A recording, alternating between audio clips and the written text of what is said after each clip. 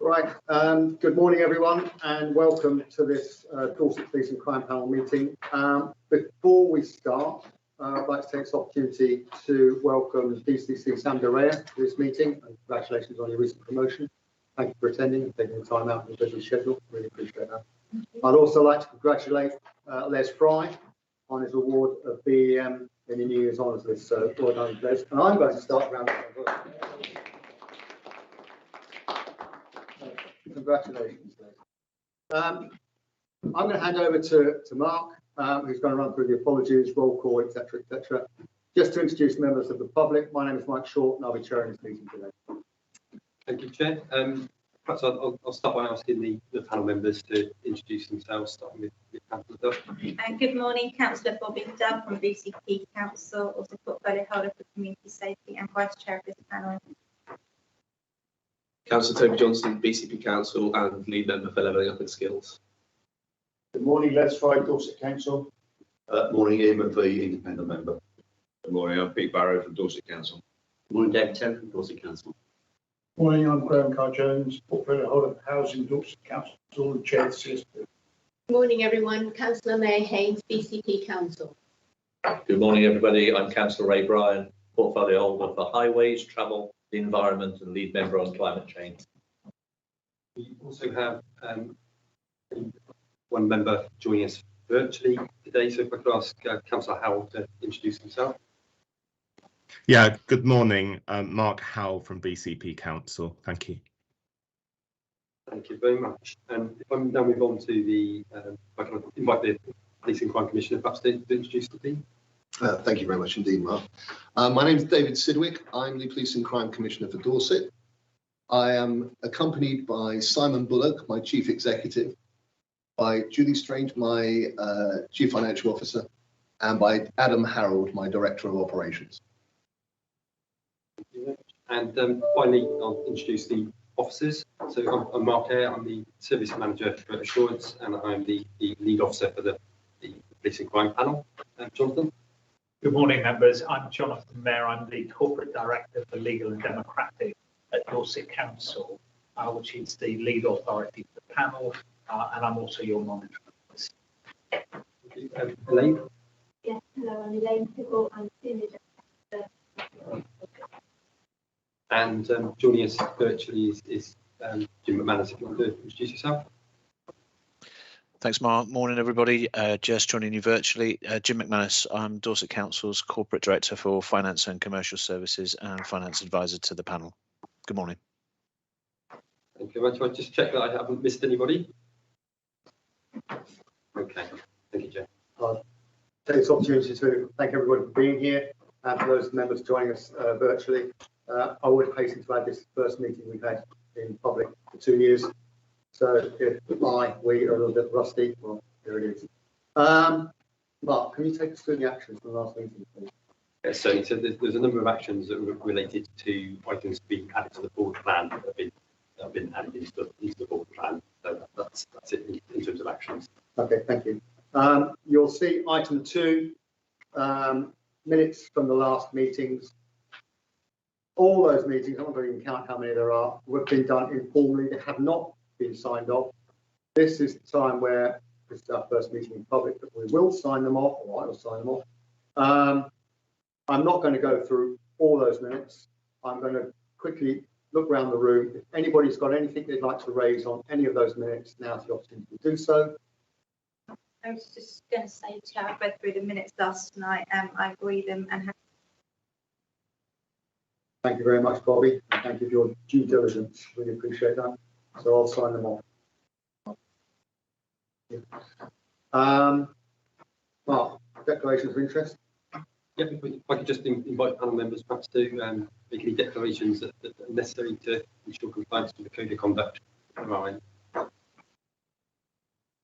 Chairman, if I could make a general point for the benefit of members of the public looking in it will mean, of course, all councillors on this panel, like everyone else, council taxpayers, and each of you being given a dispensation by your council take part at your own councils in setting your budgets and setting council tax, and for the purposes of this meeting, commenting on the Commissioner's proposed precept. So there is a dispensation that enables all of these to take part in the. Thank you very much, Carl, for that clear and succinct outline. Public participation. Mark. We've got no questions from the public and no petitions. Right, moving on to item 5, which is the main effort for this morning's meeting, which is the budget precept financial year 22-23. Purpose is to receive and consider the OPCC's or PCC's even proposed budget requirement and to independently scrutinise its appropriateness. And just for members of the public that are joining us, brief rules from the panel's perspective. We can support the proposal. This requires just a simple majority. We can decide not to support the proposal. Again, that just requires a simple majority. However, if we wish to veto the proposal for being too high or too low, it will require 8 actual panel members of the 12 panel members that are on the actual panel itself, if that makes sense, to vote against the proposed precept. So it will need 8 actual panel members who are present here today to vote for a veto for the precept.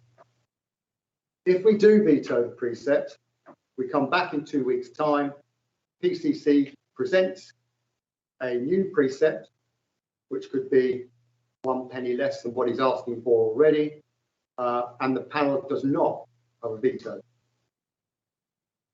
So the recommendation, which I'll read out later on as part of the formal meeting, but the recommendation within the report is for the Police and Crime Panel to support the PCC's proposal to increase the precept 22-23 to £77,929,644, which is equivalent to a Band D charge of £265.58p, an increase of £10 per annum or 83p per month. And then, as I outlined just now, we'll be asked whether we wish to support or not to support, and then move forward from there. So I think that's enough from me. I'm going to hand over to the PCC to present his report, and once that's completed, the panel will then scrutinise, question the PCC on what he is proposing. Thank you. Well, thank you very much indeed. And firstly, I'll just make one comment. Isn't it lovely that we're all in the same room together, finally, after 2 years? I'd like to thank the panel for what I know will have been a lot of effort in their scrutiny of this proposal. I'd also like to thank the team from the OPCC, particularly Simon and Julie and Adam, who have taken a lot of the weight in order to put together the detail regarding this. And finally, I will also put on record my thanks to the Chief Constable and his finance team, because obviously we need to work together in order to come to this view. How are we going to work this morning from this perspective? What I'm going to do is give a brief introduction of the need. Then I will ask for Sam Derrere, Deputy Chief Constable, to give the operational view and their recommendations, which the panel have already received via letter, and it will be appended to the minutes. And then we'll take questions from the panel. And it is absolutely right. What I'm asking for is an increase of £10 per year, 83p per month for a Band D property. And this ask goes to the core of what the PCC role is about. Because the PCC role links the need of the people of Dorset for policing to the resources to achieve those desires. Very much, I'm the representative of the people. It's an elected position. And clearly, this is what we need to look at and what we need to deliver. Prior to my tenure, I had a view that we had a strategically flawed plan, not prioritising the needs of the Dorset. I was very clear that we needed to engage, I needed to engage and ask them what first and foremost they wanted. They are my bosses. I took 3 years, 50 face-to-face meetings of between 6 and 200 people, countless Zoom meetings and 3 surveys. And it was very clear that they wanted something different. The policing crime plan is based on their priorities. It's the people's plan, not my individual passions. We put it in plain English. It's about priorities and direct delivery, and it has a consistency of approach across 8 years. Those priorities are to cut crime and antisocial behaviour, to make policing more visible and connected, to fight violent crime and high harms, to fight rural crime, to put victims and communities first, and the last one, which is so important for today, to make every penny count for Dorset. Now we know that Dorset is a reasonably safe county, but we can do much more. The vision is to make Dorset the safest county in the UK. And I'll pick on 3 issues that we have. We know that we have issues around antisocial behaviour. That was the one thing which the people of Dorset spoke about when I was a candidate as not being addressed. We know that we have issues around drugs and potential violence on our streets. The force does more disruptions of organised crime groups than other forces in the southwest. We've just had highlighted in the 10-year drug strategy that Bournemouth is one of the 10 towns most afflicted with opioid and cocaine addiction. We also know that rural crime is an issue because it's hidden, and there is a feeling in our rural communities that it's been neglected. So there's much work to do for all this to be delivered for the good of us all. And it is the very reason that now we have a strategic plan in the policing crime plan that I've asked the Deputy Chief Constable to accompany me here today to give the operational vision now for Dorset and to also talk to the recommendations around the precept which inform where we are today. So if I can hand over to Deputy Chief Constable Sam Dorea. So good morning, lovely to be here today. Apologies from Chief Constable Chilton. He was really keen to be here, unfortunately can't be with us. So yeah, happy to be here as the plan B. It's really timely that as an organisation with a new PCC, new policing crime plan, and also then a new Chief Constable coming into the force, that we actually looked at our vision, our purpose and priorities as a result of that. So I was just going to very quickly take you through our new vision and also just talk about how that links across to the policing crime plan and then move on to the areas in the precept letter that we're looking to invest in over the next few years and the focus for the force. So the way that we've approached the vision has been very much around looking at what our communities telling us they want, the policing crime plan, and what our people and teams within the organisation are telling us, our data and performance measures, and also then obviously the strategic threat assessments that come in to tell us the things that often we can't see about how we should be approaching our policing in Dorset.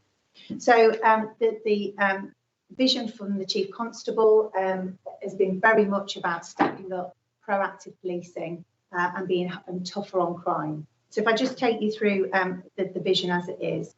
So it is about being a safe county for everyone, whether you live here, visit here, work here, you're a student, we want everybody to feel safe in Dorset.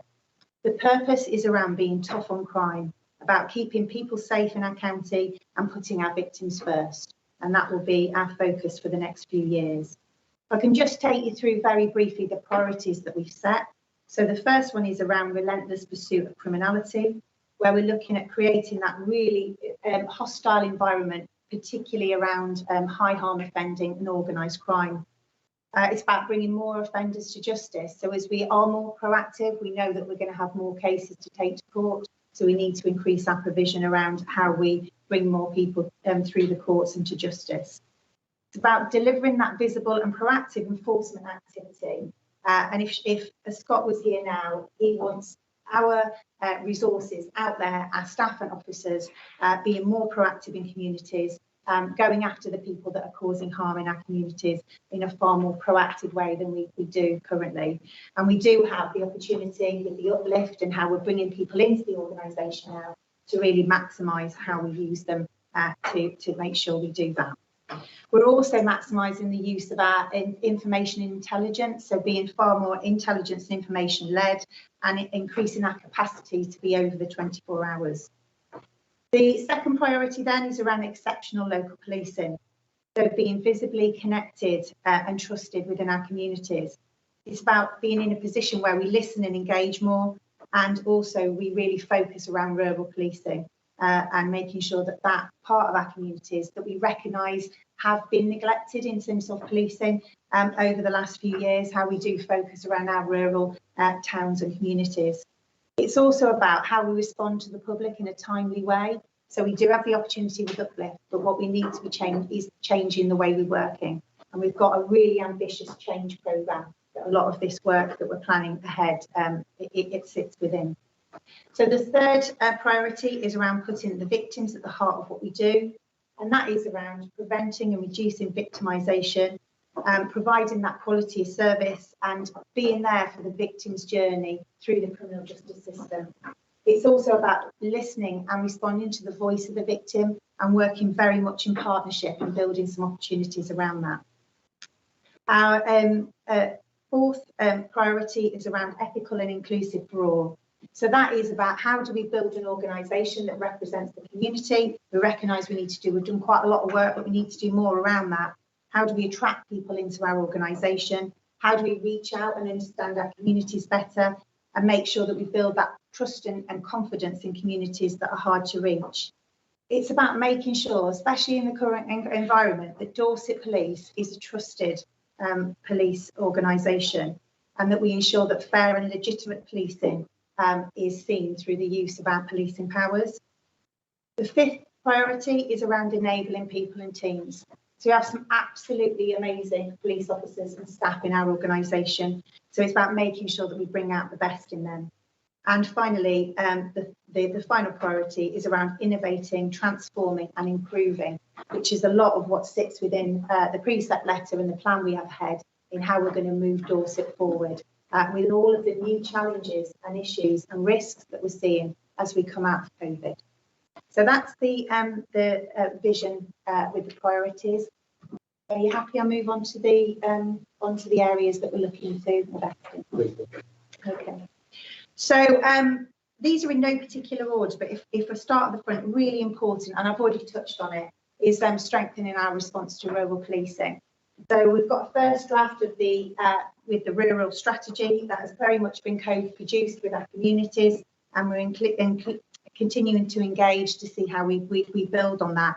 But it's very much about focusing around how we protect businesses. We know that we've got organised crime in our area that we need to tackle in a far more coordinated way, particularly linking in with the Southwest. And it really is about how we do greater engagement, prevention activity, and build the capability within the rural policing teams.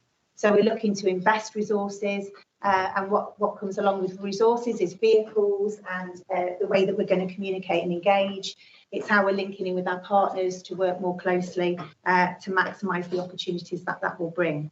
And ultimately, we want to reduce crime in rural areas, and we want to make sure that people have trust and confidence in us to do that.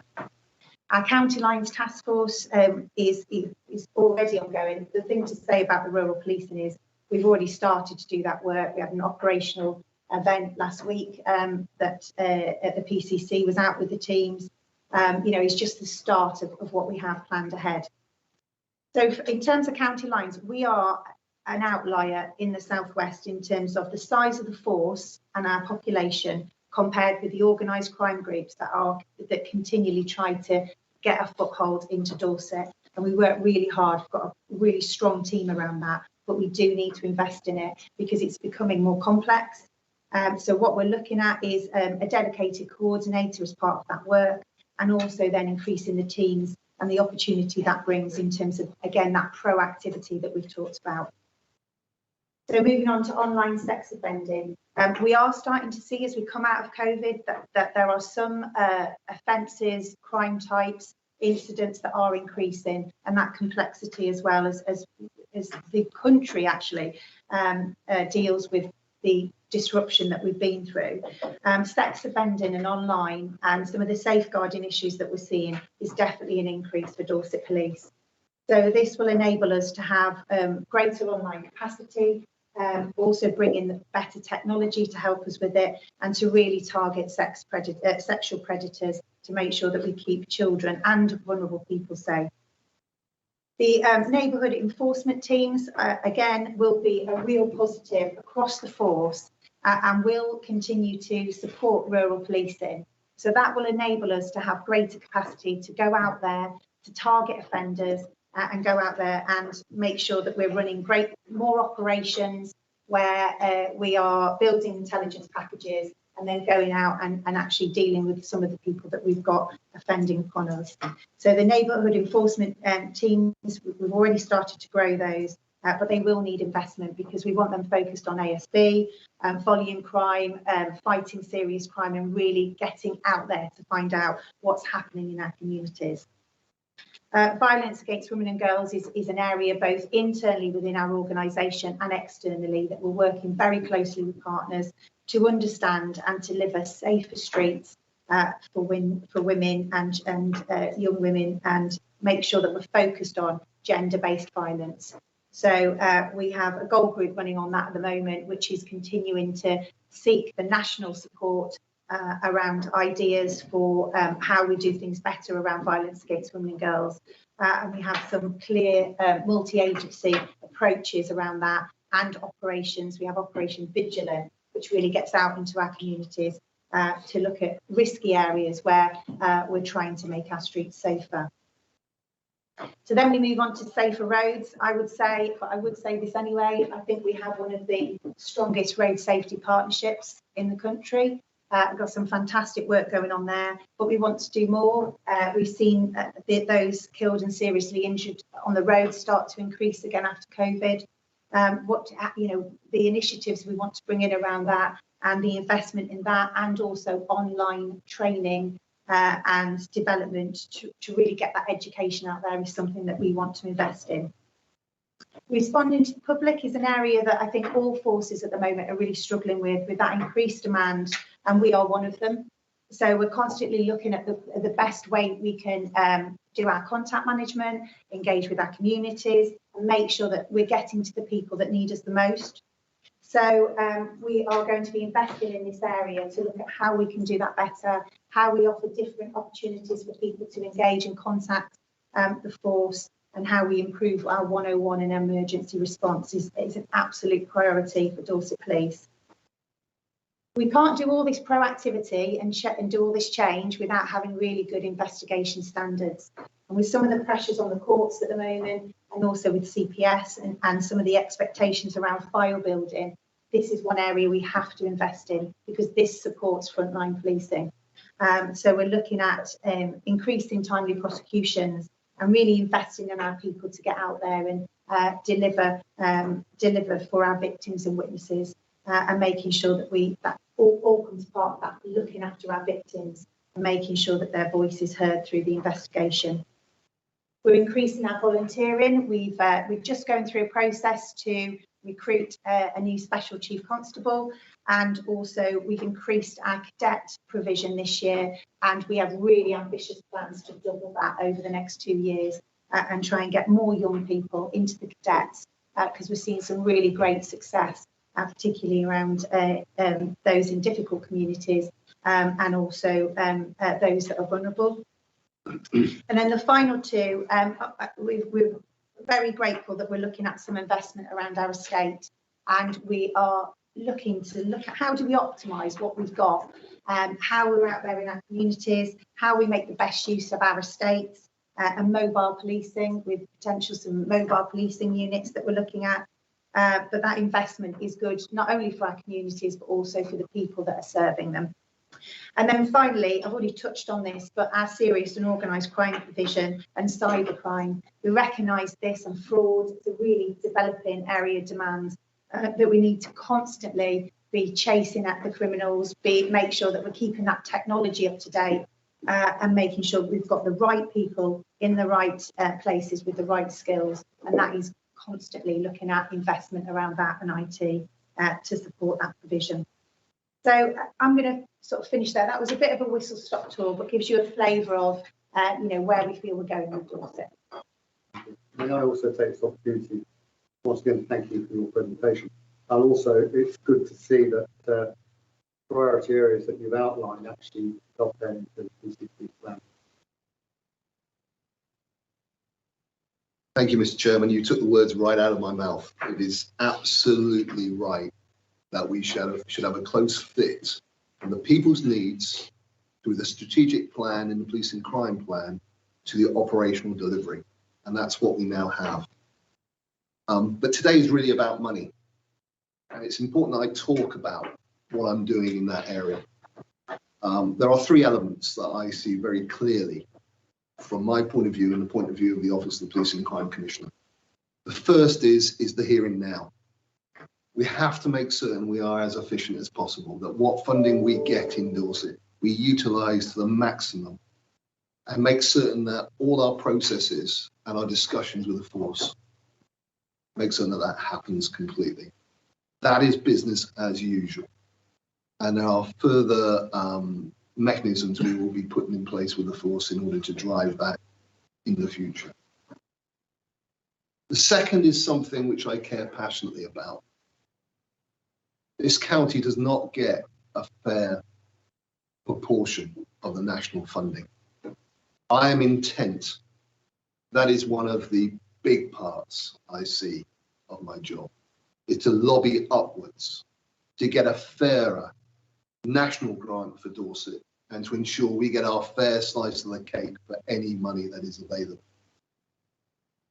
And the third one is where we are today. It is about the recommendations and how we utilise the precept. Nobody wants to ask for more money. Nobody wants to put an increased tax burden on our residents. I don't do it lightly. We've looked at this as a Rubik's Cube. We've juggled it around. We've looked at it from every facet. We've looked at a number of different scenarios with the force. What we cannot do is, now we have the uplift coming, we cannot compromise it. We cannot have a bathtub where we're pouring water in at the top, but we take the plug out the bottom. We have inflationary pressures. Everybody's very aware of that this month. But as an organisation, we have those too. And we've got to make certain we cater with that. But above all else, I was given a mandate to deliver on the priorities for the people. We cannot compromise police and crime plan. But nevertheless, even with the mandate I was given, it's important that we actually consult on the precept. And despite the practical difficulties of the pandemic, we actually went out and in our usual way asked the questions. And what I'd like to do is take the panel through the consultation. And I'm going to ask my Director of Operations, Adam Harold, to do that for us. Thank you, Adam. Thank you. Good morning, everyone. So, as the Commissioners mentioned, and I hope you'll be aware of the survey which took place between December and January, ran for about 5 weeks. As usual, we used a range of channels, including media coverage, but as the Commissioner has said, excluding face-to-face contact, which of course we would very much like to have done and look forward to being able to do so in the future. For those who completed the survey and looked at the material, you have noted there have been accompanying information alongside the survey. So anyone who completed it will have seen information, detail from the Commissioner, extra information about their particular band of council tax, the opportunity to look at further information before they completed the questions. In total, we had over 1,600 responses, and survey size calculators, if you're so minded to have a look at those, tell you that we could have a very high level of confidence in the results. There are two main questions to the survey. The first being, do you believe the Dorset Police requires additional funding? 77% of respondents said yes. The second question, are you prepared to pay an additional 83 pence in support of police? And 67% of people said yes to that question. As always with the surveys, they are anonymous. A number of people choose to leave messages in the free text field, and we do an analysis of that.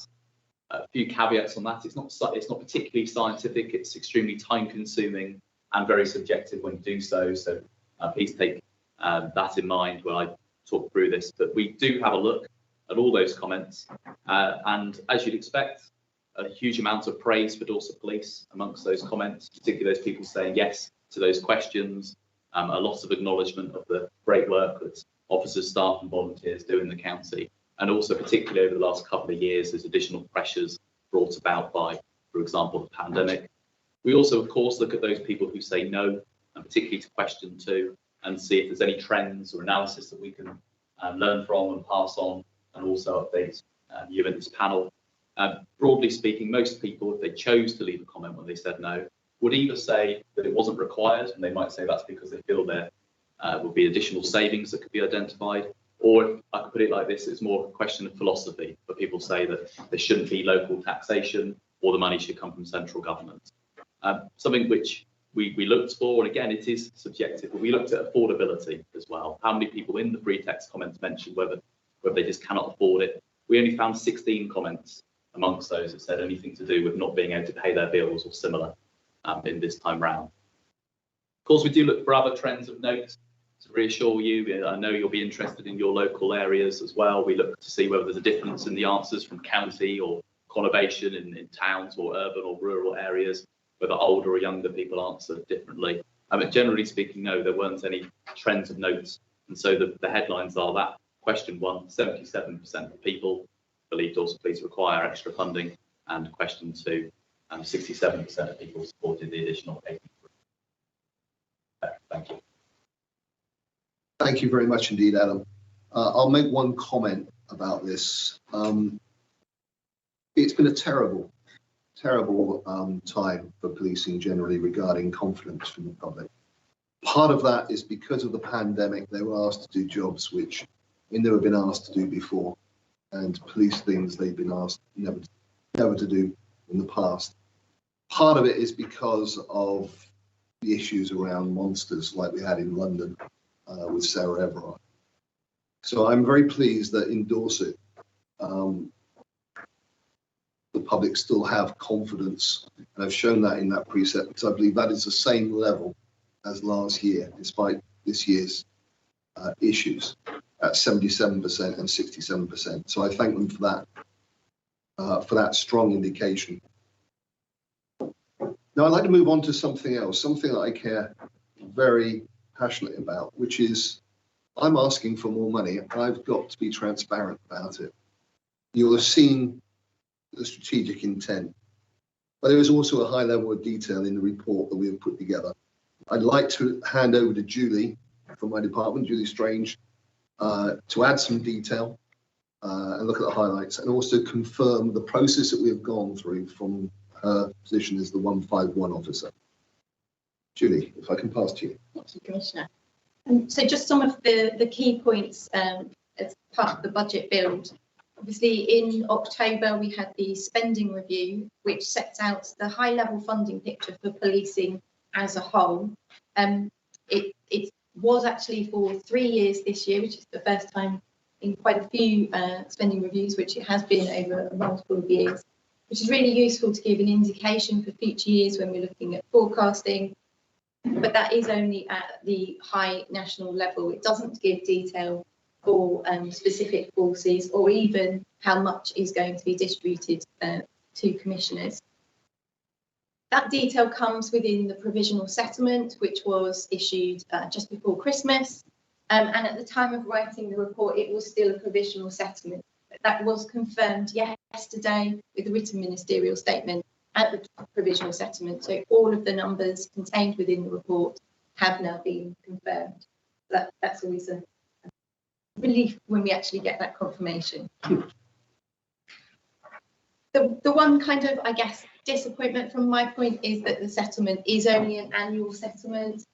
So we don't have any further confirmation for future years on what our funding might likely be.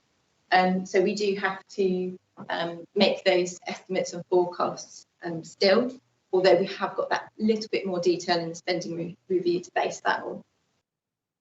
One thing that was confirmed in the spending review and confirmed in the settlement was that we have been given referendum principles for council tax levels for 3 years, which is unusual and is different to local authorities. So they have set out that commissioners will have the flexibility for up to £10, but not just next year, but the 2 years after that. That does help with forecasting to know what some of those rules of the game are. In terms of council tax, we've seen that the tax base this year has seen higher than normal growth, and that is pretty much the bounce back from the reductions that we saw last year as a result of the pandemic. That is partially offset this year by the loss of the once-off grants that we received last year to deal with those reductions. So it's not just a huge windfall this year, we are losing that grant, but it's definitely helpful. The tax base is now pretty much around where we would have expected it to be last year had the pandemic not happened. So we're about a year behind where we would have been had it not all happened. That growth in tax base has also meant that we've returned to a surplus from the collection funds from both councils, and that's been used to fund some once-off costs and a contribution to the general reserves. The biggest assumption that we include within the budget and has caused quite a lot of debate as to what level it should be is around the pay award. The pay award for officers and staff are both set nationally, so not something that we can directly choose. And we've obviously looked at what others are doing and other information. We believe that it's around 2.5% for the next 3 years. So we've just used that assumption across each of the 3 years, although there is a lot of talk and a desire to end up with a multi-year settlement in terms of the pay award, and this is likely to mean that that could be front-loaded. So whilst the amount over the time period seems reasonable, there is a bit of a concern that that could be front-loaded, concern in terms of financial aspects. So what we've done is we've actually introduced a contingency budget, because that 1% would be such a big impact on our reserves if it happens during the year. Felt in order to make sure that the budget was robust, we needed to have a bit of extra resource there in case it happens. So there is a £500,000 increase in the contingency, so that is there and available if the pay award is higher than 2.5%. That pay award comes in from 1st of September, so we don't see the full impact in year one. It doesn't apply from the 1st of April. So that means it's a slightly smaller impact within the year it happens, and then full year effect the following year. In terms of the capital budget, that continues to progress towards a sustainable position, and the panel will be aware that we have been moving towards a position where the majority of our recurring spend is to be funded from recurring sources. So effectively now our revenue contributions, as there is no longer a capital grant that is provided. So we're making another step, and that's all been factored into the medium-term financial plan. In the meantime, there is borrowing that is being used to fund the capital programme. Again, that's been factored into that medium-term financial plan. Paragraph 8 in the report sets out what that medium-term financial picture looks like. And we've used the latest information and assumptions in order to try and pull that together. but there is an awful lot of guesswork, which is why we do a bit of scenario planning on those main assumptions to kind of look at what our best and worst cases might be. But in terms of our central forecast, whilst there is a significant pressure for 23-24, actually, if we address that pressure, the following 2 years are all but balanced. They have relatively small amounts of funds. So in the next year, that is a real significant piece of work that I'll be overseeing, making sure that the force are looking at how they're going to meet that pressure. And that is something that is kicking off very shortly. There are 2 specific areas where I am required as the Chief Finance Officer for the Commissioner to provide advice on the budget process. That is in terms of the robustness of the budget and in terms of the adequacy of reserves. And my advice to the Commissioner is also contained within the report. In terms of both, I'm able to provide positive assurance that, in my view, the level of reserves are adequate and the budget is robust, given all of the reviews of the assumptions and the risks that we have, also supported by the CFO of the force, who also has to provide that view. So in terms of both, I can provide positive assurance on both accounts. That's all I was going to answer this question. Thank you very much indeed, Julie. So very clearly what we've done is we've set out an ambitious vision for where we're going to go in Dorset for the future. Regarding where we are now, we've completed and delivered a 100-day plan. We've completed a police and crime plan. The force have completed their operational plan. As you said earlier, Mr. Chairman, those dovetail. It is now about delivery. That delivery, unfortunately, needs the increase of 83p per month for Band E properties. I have made certain that through this process today, we have been transparent about why this need is there and what it's going to be used for. It will be there to underpin the direct police need in order to drive forward. It will allow our police to be crime fighters again. And it will drive for Dorset to be the safest county. And I commend it to the panel. Thank you very much, Commissioner.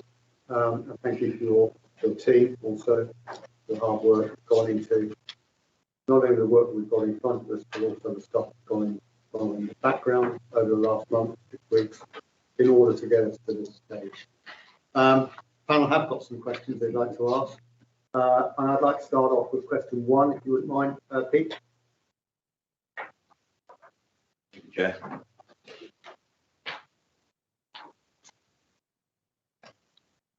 A question about capital finance. Panel notes that the PCC intends to borrow £29 million over the next 3 years for the capital programme.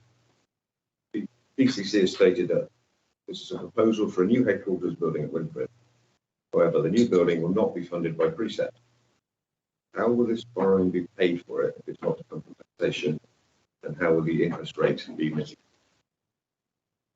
Well, thank you, Councillor Barrow. That's a really important question. For the benefit of those who may or not seen our recent announcement, the Chief Constable and I have recently agreed a programme of investment in the police estate. So this covers both upgrades and improvements to local police stations, as well as a decision to replace the headquarters itself. It is important to recognise that the strategic intent is threefold. The first is this is about, above all else, connectivity with the public and improving that. It is about the well-being and efficiency of our officers. And it is also about a replacement of an asset which has long past its sell-by date. The investments in local stations, such as better technology, more lockers and flexible working spaces, will help officers reduce their time in stations each shift. Plus will provide respite areas to help them deal with the aftermath of traumatic incidents. These steps are being taken to improve connectivity between communities and their police. The public have repeatedly told me that they want to feel more connected. And this visibility is something that we want to improve. These improvements, along with the ongoing recruitment of extra officers and better mobile technology, will enable Dorset Police to meet those expectations. The current 60-year-old headquarters building at Winfried costs more to maintain than it would do to knock it down and replace with a more energy efficient and sustainable building.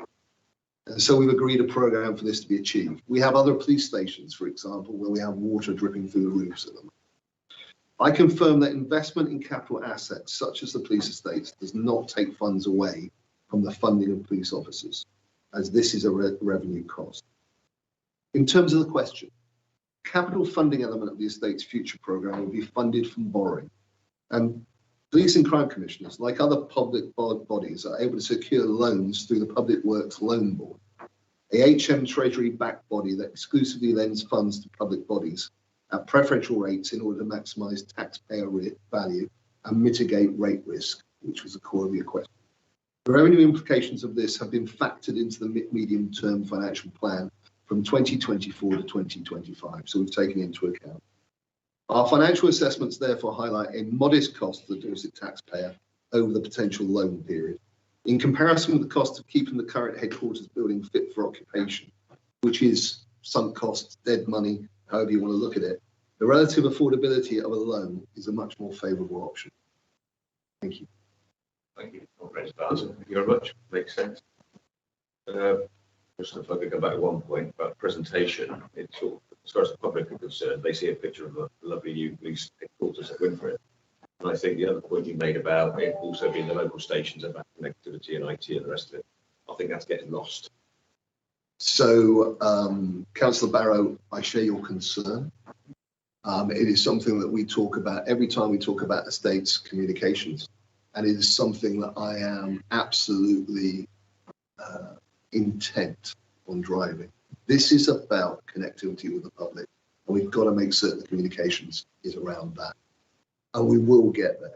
What I'm not going to do is I'm not going to tie the forces' hands and knee-jerk by making an announcement ahead of time about a maybe. We're going to have a comprehensive strategy, and we'll deliver that in one when we're ready. Yep.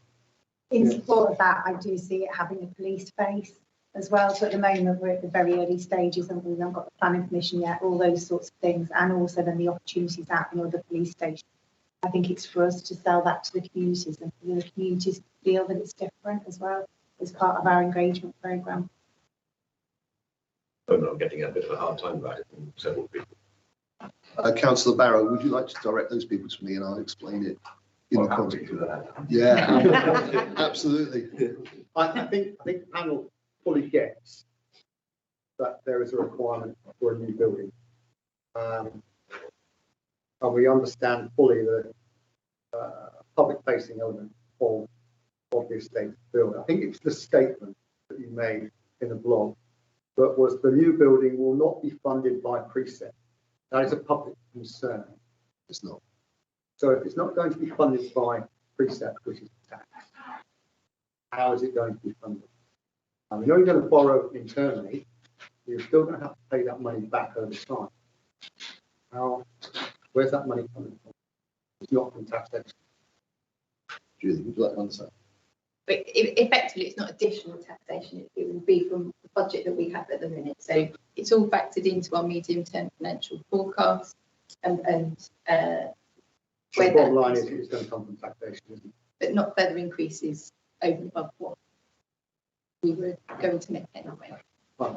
So it is not a component of the increased money which we're asking for today. But it will be in the future.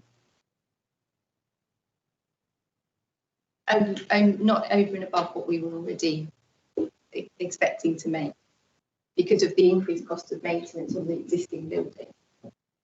Yeah, if I can just come in there, having worked in that building, doesn't change. No, nobody questions that.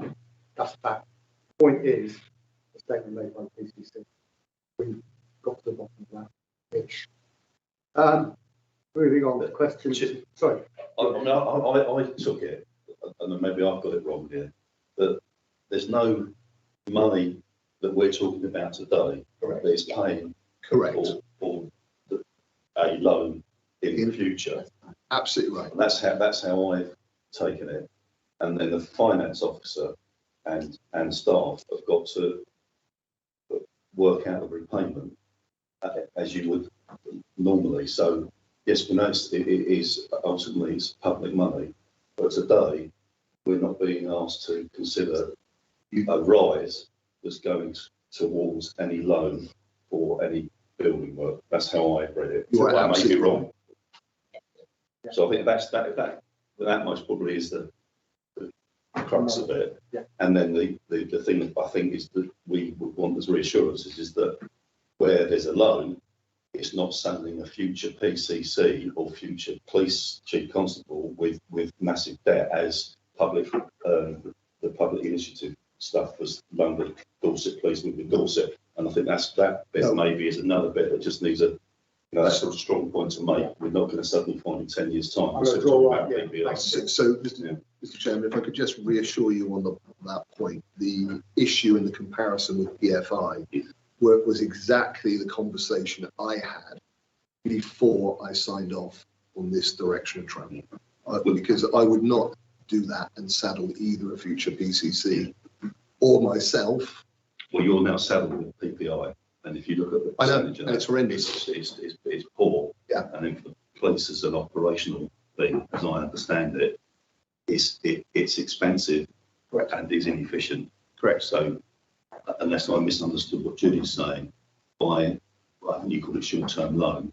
Yeah. Those two things should not happen. Correct. Yeah. I don't know that's confused it when it was. Quick one. Yeah, it's a quick one. You mentioned PFI, so I'll ask the question. One issue is the expense. The other issue is the lack of flexibility with those projects, and you're stuck with them until the end of the contract. Is it the case that you no longer wish to use PFIs going forward? I want to use PFIs going forward for the two reasons you just stated. Particularly, Jim, I think there's two things that I'd like to just before close on this. One, this panel will do a deep dive on the new build. I'd be surprised if you didn't. Not to the point of view of whether it's needed or not, but whether it, the way that you're doing it meets a public consideration. Probably is the best way of putting it. I'm putting that very well, but you get the drift, and we'll do some key lines of inquiry on that. And finally, that discussion that we've just had, and Ian has succinctly rounded it up, as always, is that the statement that you made, the new building will not be funded by Precept this year. You have not misled the public on that. Question 2, Graham Carr-Jones. Thank you. I've got myself down as question 5, but I can happily go along with this one. Is that the police and crime plan reserve was due to be nil by 2022.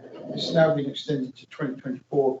Could the PCC explain the reasoning behind this change? That's question 5. That's question 5. Sorry, it had my name on it, Chair. Okay, I'll answer question 5 as that's the one which has been put. Basically, this is due to the impact of the pandemic. So the reserve was due to be managed down to a level of around 500k by mid-2020, and then handed over to a new PCC following the 2020 election to allow, well, now me, pump-time delivery against the new police and crime plan. The anticipation was therefore it would diminish during 2021 and be nil by 2022.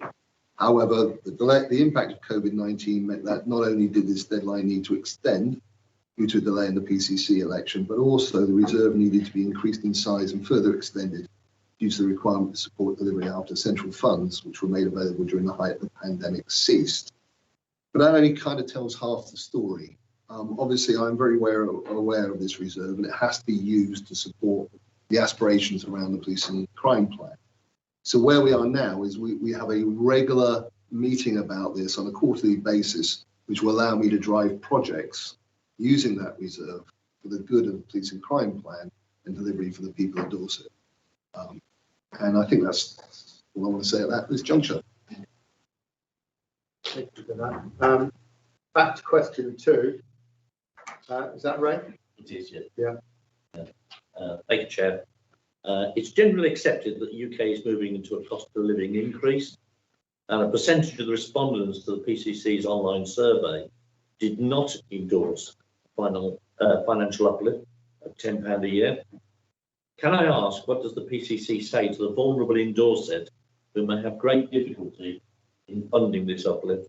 And how does the PCC intend to fund his plan without looking to continually maximise increases in the precepts? Thank you. That's a very important point, Councillor Bryan. It is one which obviously I thought about with a lot of heart searching regarding the uplift in precept that I've asked for. What we do know is that the more vulnerable in our society are also the ones who are most at risk of harm from crime. So I will say to them that although you may have difficulty with this, it is going to be something which will be delivered in order to try and make things better, particularly for the vulnerable. But let's say a few more things about it. The affordability of a tax increase is one which any precepting authority takes very seriously. And I know that you yourselves as council members will also have carefully considered this issue within your own authorities. In terms of the police precept, PCCs have asked and been assured by government in setting the limits of local taxation that there's been an equality impact assessment done to assess the feasibility of that £10 average increase. It's worth remembering that while Band D is the national average, the most common band within Dorset is Band C, and 56% of properties are in Band A to C. So the majority of our residents will not pay the 83p per month. In the consultation, you've heard of those responding, only 1% actually mentioned this very issue. And I recognise that may not be representational. But let me say this to the public, and particularly to those who have raised that. I would dearly have loved not to have come to you to ask for any extra money to pay for policing. The simple truth is, if I deliver on the priorities that you told me are important for you, then I'll need every one of those 83 pennies. I want this county, our county, the county we all love, to be the safest place in England. And to do that, I need to make sure the force is adequately funded. And so that's why I asked for your support when it came to the precept increase. In terms of future years, I know that the government has for the first time given PCCs notice of the precept flexibility. It intends to offer in future years the maximum of £10 for this year, next year, and the year following. I would prefer not to have to take that course. But we have to play the cards we're dealt. And you've seen my cards. I have a clear plan to make vulnerable people safer and the support of our communities to deliver that plan. It's unfortunate I must maximise precept this year, and I hope very much not to have to repeat this in future years. But of course, that will depend on circumstances when we get there. The commitment I will make to the people of Dorset is I will continue to drive down costs, push for efficiencies through things like technology, and lobby for fairer funding, because we're all in this together. Thank you. If I may come back, thank you, Chair. As Dorset Council has the same problem with what we consider to be a very unfair settlement for Dorset. I fully agree with the stance the PCC, the Commission is taking on trying to get better settlements and preferably longer term settlements so we can plan ahead. With 40 years experience in business, I've never had to deal with a situation where my budget was 1 year at a time. It's unmanageable, and if anybody's listening out there from central government, please get it sorted as soon as possible. With the current inflation running at circa 5%, I'm going to ask the Police Commissioner whether he will confirm that within the current proposals, there are no plans for reduction in front-facing services, because that is what's important to the residents. Absolutely not. You'll have seen what we talked about this morning regarding both the police and crime plan, both the operational plan for delivery. It is the opposite direction of travel to improve frontline services, to improve the connection with the public that we're after. Again, if I may, Chair, for the public that are listening in, I think it's important for them to understand that the council and the police work very, very closely together to make sure that we keep Dorset safe. From my highways hat, I have lots of communication with the police and rely heavily on their services to keep the roads clear and also to keep any public disturbance at a minimum. And I congratulate them on what they're doing. Thank you, Chair. Thank you for that. I don't think NHS as well. Commissioner, for members of the public that are out there, the panel have read your reports. They've seen the do nothing option, but for members of the public out there, can you succinctly explain why you have not gone for the do nothing option? When we looked at this with the force, and forgive me, I'm doing this from memory, and Julie can correct me, but when we looked at the do nothing option, from memory, what that would have actually, in practical terms, meant that we would be taking 63 frontline officers away. That was the cost of not going for the full £10. That was one of the factors involved. And that refers to what I call the bathtub. You know, there's no point having an uplift coming from central government that we're pouring into the bathtub if we take the plug at the bottom. It's also to do with pay, pay. It would have been. I picked on the frontline officers because that was the last question. Thanks, yeah, thank you. Toby, question quick. Sorry. Obviously, the question also touched on the survey, which we know from standard set that is a statistically significant survey that you can have confidence in.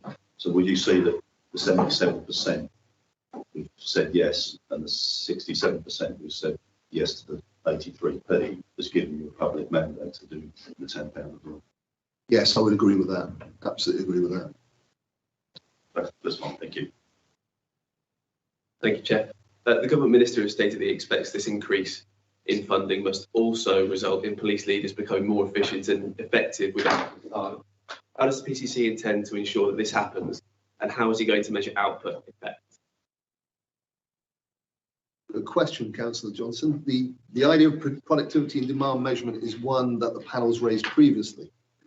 And my position is that it would be preferable for a national framework for this assessment to be developed rather than individual forces determine their own. Part of the reason for that is then we can compare apples with apples. Today's position on the development of this national work is that the Home Office is trialling a police activities survey in 7 forces, starting from next week to replace the out-of-date activity-based costing data. At the same time, the Home Office and the MPCC has commissioned an analysis of non-crime data from forces, which is underway at present. And that's a particular interest of mine, is how much work is done by the force on what you could call non-crimes. Until such time as the results from this research is developed, we will continue to assess force activity using all the well-established internal processes. And we're also going to get support from some of these new external tools. Internally, and let's pick on this one area around technology. Internally, our Change and Transformation Board, PRISM, continues to have strategic oversight over opportunities to further develop and invest in processes and technology, which will free up police officer time and improve efficiency. I digress slightly to talk about the fact that I remember going a couple of years ago now when we were allowed to go out with police officers. I remember going with 2 police officers to a call, 20 minutes there in the van, 10 minutes on the call, 20 minutes back, and then both police officers had to write up on desktop computers for 15 minutes what happened. That is not efficient. Specifically now, we have initiated a 3-year transformation program to keep officers on the front line through investment in technology. This includes Office 365 through issuing personal issued laptops and mobile device upgrades. Pronto, which is the Force's mobile application suite, which now allows officers to undertake a range of tasks on the go, including being able to scan fingerprints at the side of the road through new biometric fingerprint readers. And finally, ClickSense, an enterprise reporting system that allows supervisors and managers to assess to a performance dashboard, giving them better insight into the activity and outputs of their team. Those are only 3 of the technological innovations that we're looking at.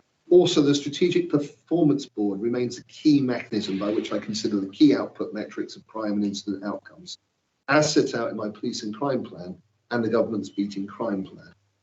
This is now supported by the Digital Crime and Performance Plan, a new online tool produced to aid ministers and PCCs with their scrutiny, and which launched very recently at the beginning of this year. It is therefore very much business as usual to look at all this and look at the efficiencies required. I hope that's a comprehensive answer.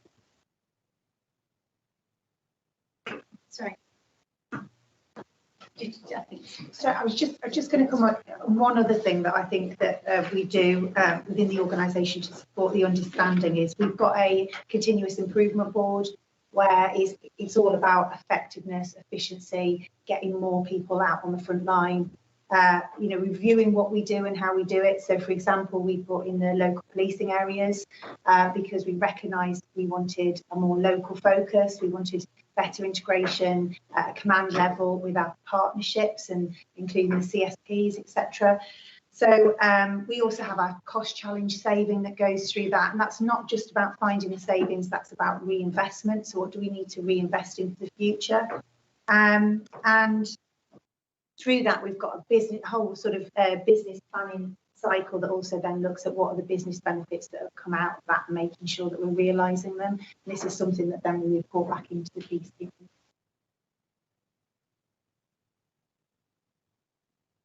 Thank you, Commissioner. My supplementary to that is I appreciate all the technological advances that you're putting in. But if I may be so blunt, it's kind of tweaking around the edges just a little bit, where such a huge amount of officers' time is around file preparation. I'm just wondering, Commissioner, what you are doing or propose to do in terms of lobbying the government, particularly Justice Minister and also Policing Minister, so that we can reintroduce NARI files and also not having to prepare full disclosure just to get CPS advice. Thank you, Councillor Dove. You are, of course, absolutely right that there are other elements which could be more efficient, and you put your finger on one of them. I'm not going to diminish the role of technology, though, because fundamentally that is one of the courses of action which we can take in order to try and drive efficiencies. To answer your question directly, though, I am very aware of the issues around file preparation. I'm very aware of the issues around CPS and the additional burden which is now on officers regarding their need to put these files together. I am, as part of the local criminal justice board, with my colleagues in Wiltshire and Hampshire, the chairs there, we are lobbying government on this particular issue. My colleague, Donna Jones in Hampshire, has actually sat down with the Minister of Justice and said very directly what our views are. And I share with you the view that this is an additional burden. We have to get it right, have to get it streamlined. So we've done extensive lobbying around this, and quite frankly, that will continue. Thank you. So mine's going to be around the areas of savings that have been identified, which are 1.9 million in the report. And these are going to be secured through the removal of long-term vacant posts, more efficient training processes, reduced ICT costs, and reduced costs through regional working. So it's a little bit more detail on how that's been identified and how you see that progressing in the year. But importantly, there's within that £500,000 of unidentified but risk assured savings. Could you give us a bit more detail around that? Yes, thank you. I absolutely can. So firstly, I can assure members that the force budget is rigorously scrutinised throughout the year, and we take every opportunity to drive out savings and efficiencies. In year, there are several factors that are taken into consideration. I'm confident that all opportunities are considered and scrutinised at the Resource Control Board and the Capital Strategy Group. For example, vacant posts are reviewed regularly and removed should they remain unfilled in the long term. But this happens infrequently, as we rarely get to that point. In terms of the most recent savings, these have mostly come from further optimization brought about by the impact of the pandemic on our ways of working. Some training has been refreshed for delivery over video rather than face-to-face, thereby reducing costs. And savings have been made in ICT costs, both hardware and licensing, as many staff previously had both desktop PCs and laptops, and desktops have now largely been removed across the police estate. Excuse me.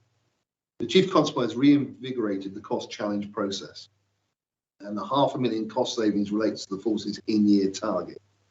This is a similar target that we put in place in previous years, and we've achieved it in previous years. So whilst we do not currently know precisely where the opportunities for those savings will come from, we're confident that they will be there and that target will be achieved. So do you see that there may be a need to go back to the work that's been done in the past with Devon Call around collaboration, that there may be a need to revisit whether there's other areas of business that could together through collaboration create some of those savings? Thank you, Ian.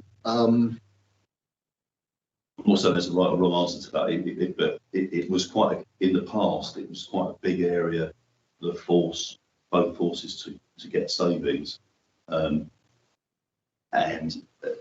to a certain degree, I think both forces thought they got to the end of that journey, albeit there were a couple of things that were being looked at that then were stopped. I think one of them was controllers, if I remember correctly.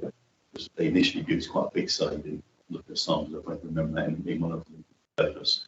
But then that obviously, I think through the logistics of it, was viewed that the effort didn't sort of justify the saving. But there are things like that would you see the forces having to look at again, with you four of you as the principal holders of the money, i.e. 2 PCCs and 2 chiefs. Sure. This is something which the 4 corporation soldiers, as they're called. That's the one I was looking for. That's the one you were looking for. This is the one that we got the unit for. Yeah, this is the one that we talk about on a regular basis. We have a working together board. Fundamentally, where I am with this at this moment in time is, I've gone on record before. I think the merger was one of the biggest mistakes ever done. The strategic alliance, where it works, I'm very happy to support it. Where it's not working for Dorset, where we actually have more costs, then we have to talk about that and look at that. So both options are on the table. Economies of scale where we can get it, where it works, without compromisation of service, because it is a service to the people of Dorset that is most important to me. And that's what will be my primary focus. And then we've also got the issue of, if it's not working for us, how can we make it better? What is the right route in order to do that? So there is opportunity there, quirkily, both ways, that there could be a saving by reducing, but there could be a saving by a new area. But again, Ian, I'll restate it again. What you had before was you had savings was the only thing. Yes. I am about service for the people of Dorset. That is the most could be saving. It could be to the benefit of Dorset. It could. Some things. It could. May not be as efficient and effective. It that could. In turn could be later on identified savings. And I won't rule it out. Yeah. Okay. I think that's worth following up as well, Ian, because that subject by saving based on the alliance, 33 business sectors, is somewhere in full work that as time has progressed, I think this panel, I know this panel understand those savings may not actually be financial savings, they may be improved service. Yeah. And that is an area that we want to have a little bit more of a dig at in the future. And Mr. Chairman, I totally agree with that. It's on my list as well, because I want complete understanding from the whole process of the alliance was sold to this panel. So it needs to be sold to this panel, but was described to this panel as saving. Well, life's not necessarily like that as it moves on. No. Sam, I'd like to leave it there if I may. Okay, no problem. Brilliant. Thank you. And thank you. Thank you. Got that. Thank you. Moving on. Bang. Yes, thank you, Chair. Thank you, Commissioner, and to your team for the presentation. Another inflationary related question here, specifically referring to paragraph 4.6 in the report. So I believe Julie did actually say in the presentation that you had a £500,000 contingency to cover off any discrepancies within the pay increase. So paragraph 4.6 actually relates to non-pay related parts of budget, so things like utilities, fuel costs, etc. In that paragraph, it mentions that the total or estimated inflationary impact is £1.5 million for 2022-23. But I don't see any provision in the budget. So what kind of sensitivity testing has been done in terms of this cost? Because these are costs that can't be avoided because they are overhead costs. And I think just pulling on the point that Councillor Bryant has actually raised about, can we be sure that because of inflation, frontline services will not be affected? Thank you. Thank you, Councillor Haynes. Inflation has been allowed where there is a clear and specific inflationary pressure. So what we've done is we've looked at the granularity of the elements which drive the most inflation within the force. And to give you an idea of what they are, it's 17% on vehicle fuel, 15% for electricity, 77% for gas, and 5% for water. That's some of the elements that we've looked at. These percentages are based on our latest contract information. What's not been allowed is a general inflationary increase on budgets across the board, such as stationery. And the reason for that is any increase in costs is expected to be managed by budget holders through improved procurement. And we know that we are able to procure in more efficient ways. For example, using something like blue light commercial. These budgets have been reviewed against prior years' spend to ensure that this is still a reasonable approach. So we've tortured this to death pretty much, and we're very confident that we've done enough sensitivity testing. Okay, thank you, Chair. Quite pleasing to hear that, but then obviously all I would say is to keep, which I'm sure the Commissioner and his team will do, is a close watch on it, because obviously if we are to believe what the media put out, that the fuel cost particularly is going to start to rocket. So it's just something to bear in. Yeah, absolutely, and that's why we made those assumptions. But you're absolutely right. There's no point being asleep at the wheel. Thank you. Yes. Okay. Commissioner, this is a bit topical. Given the 4.5% increase in the government grant this year, why does the PCC feel it's appropriate to levy the maximum allowable increase in police staff? Particularly, then, what does he feel is the right balance between local and national funding? And is there any strategic aim to work towards this? Thank you, Councillor Fry, and thank you for the question. It gives me an opportunity to talk about some of the work that's been going on behind the scenes for the last 9 months. Firstly, taking the first part, the implication of the question is that the precept asked should be directly linked to the percentage increase in the national grant. In my view, it shouldn't be linked to whatever they give us. It should be taken as an overall picture, which actually is about the needs of the people of Dorset. It's about the priorities that they require. It is about the needs to deliver in order to do that for them. So I'm not defining myself by the 4.6% and saying, oh my God, it's got to be X and Y. What I will say though, and you all know this, that increase is amongst the lowest in the country. Given the second question about the variability in the government grant, that means that, again, Dorset is the second lowest in the country at 50-50 approximately. I'm not going to put a target on it because then I limit my ambition. But I'll give you some ranges, right? The average is 65% coming from the national grant. The highest is one force gets 82% of its costs paid. by national government. The last point, is there a strategy? Absolutely. I mean, from my point of view, in the past, I've been responsible for both national and global strategies. It's in my DNA. In fact, I had to make a living delivering on strategy. It's necessary that we change the narrative and the reputation of Dorset in this regard.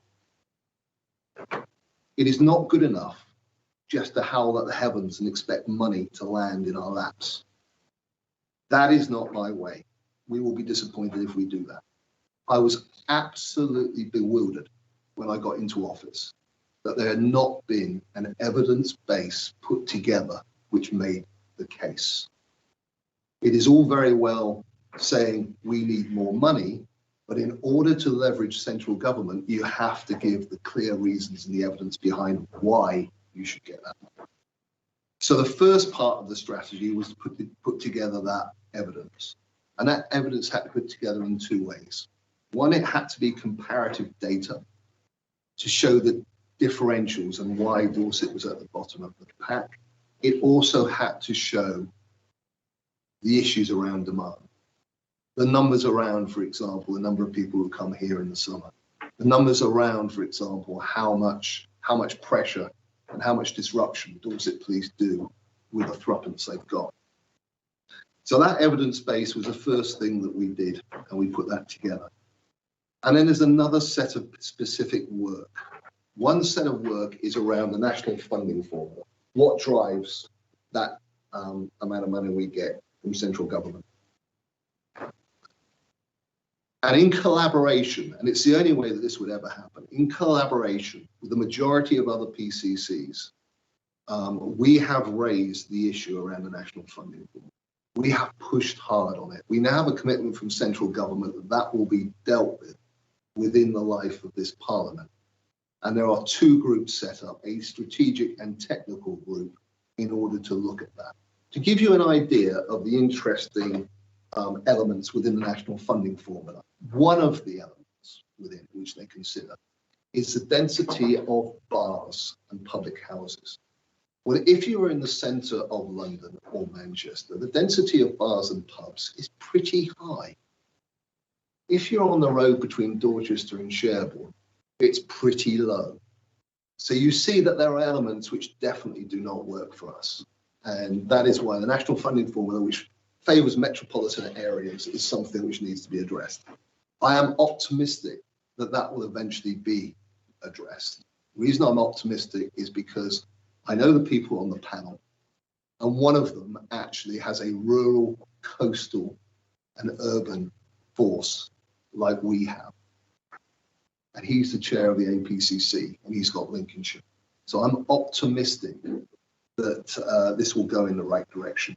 But that is a long-term project.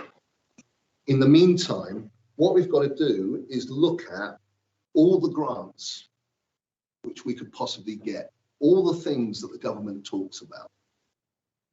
And when we look at that, because there is an element of national funding formula within it, we have the same issue.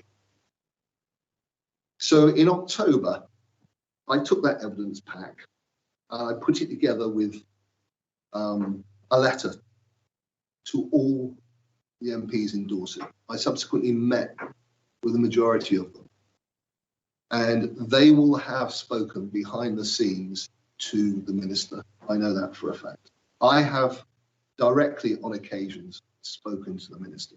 As one example, Project Adder in January, because of my work on the national portfolio on addiction and substance misuse, I co-chaired a meeting on Project Adder, and I made the point.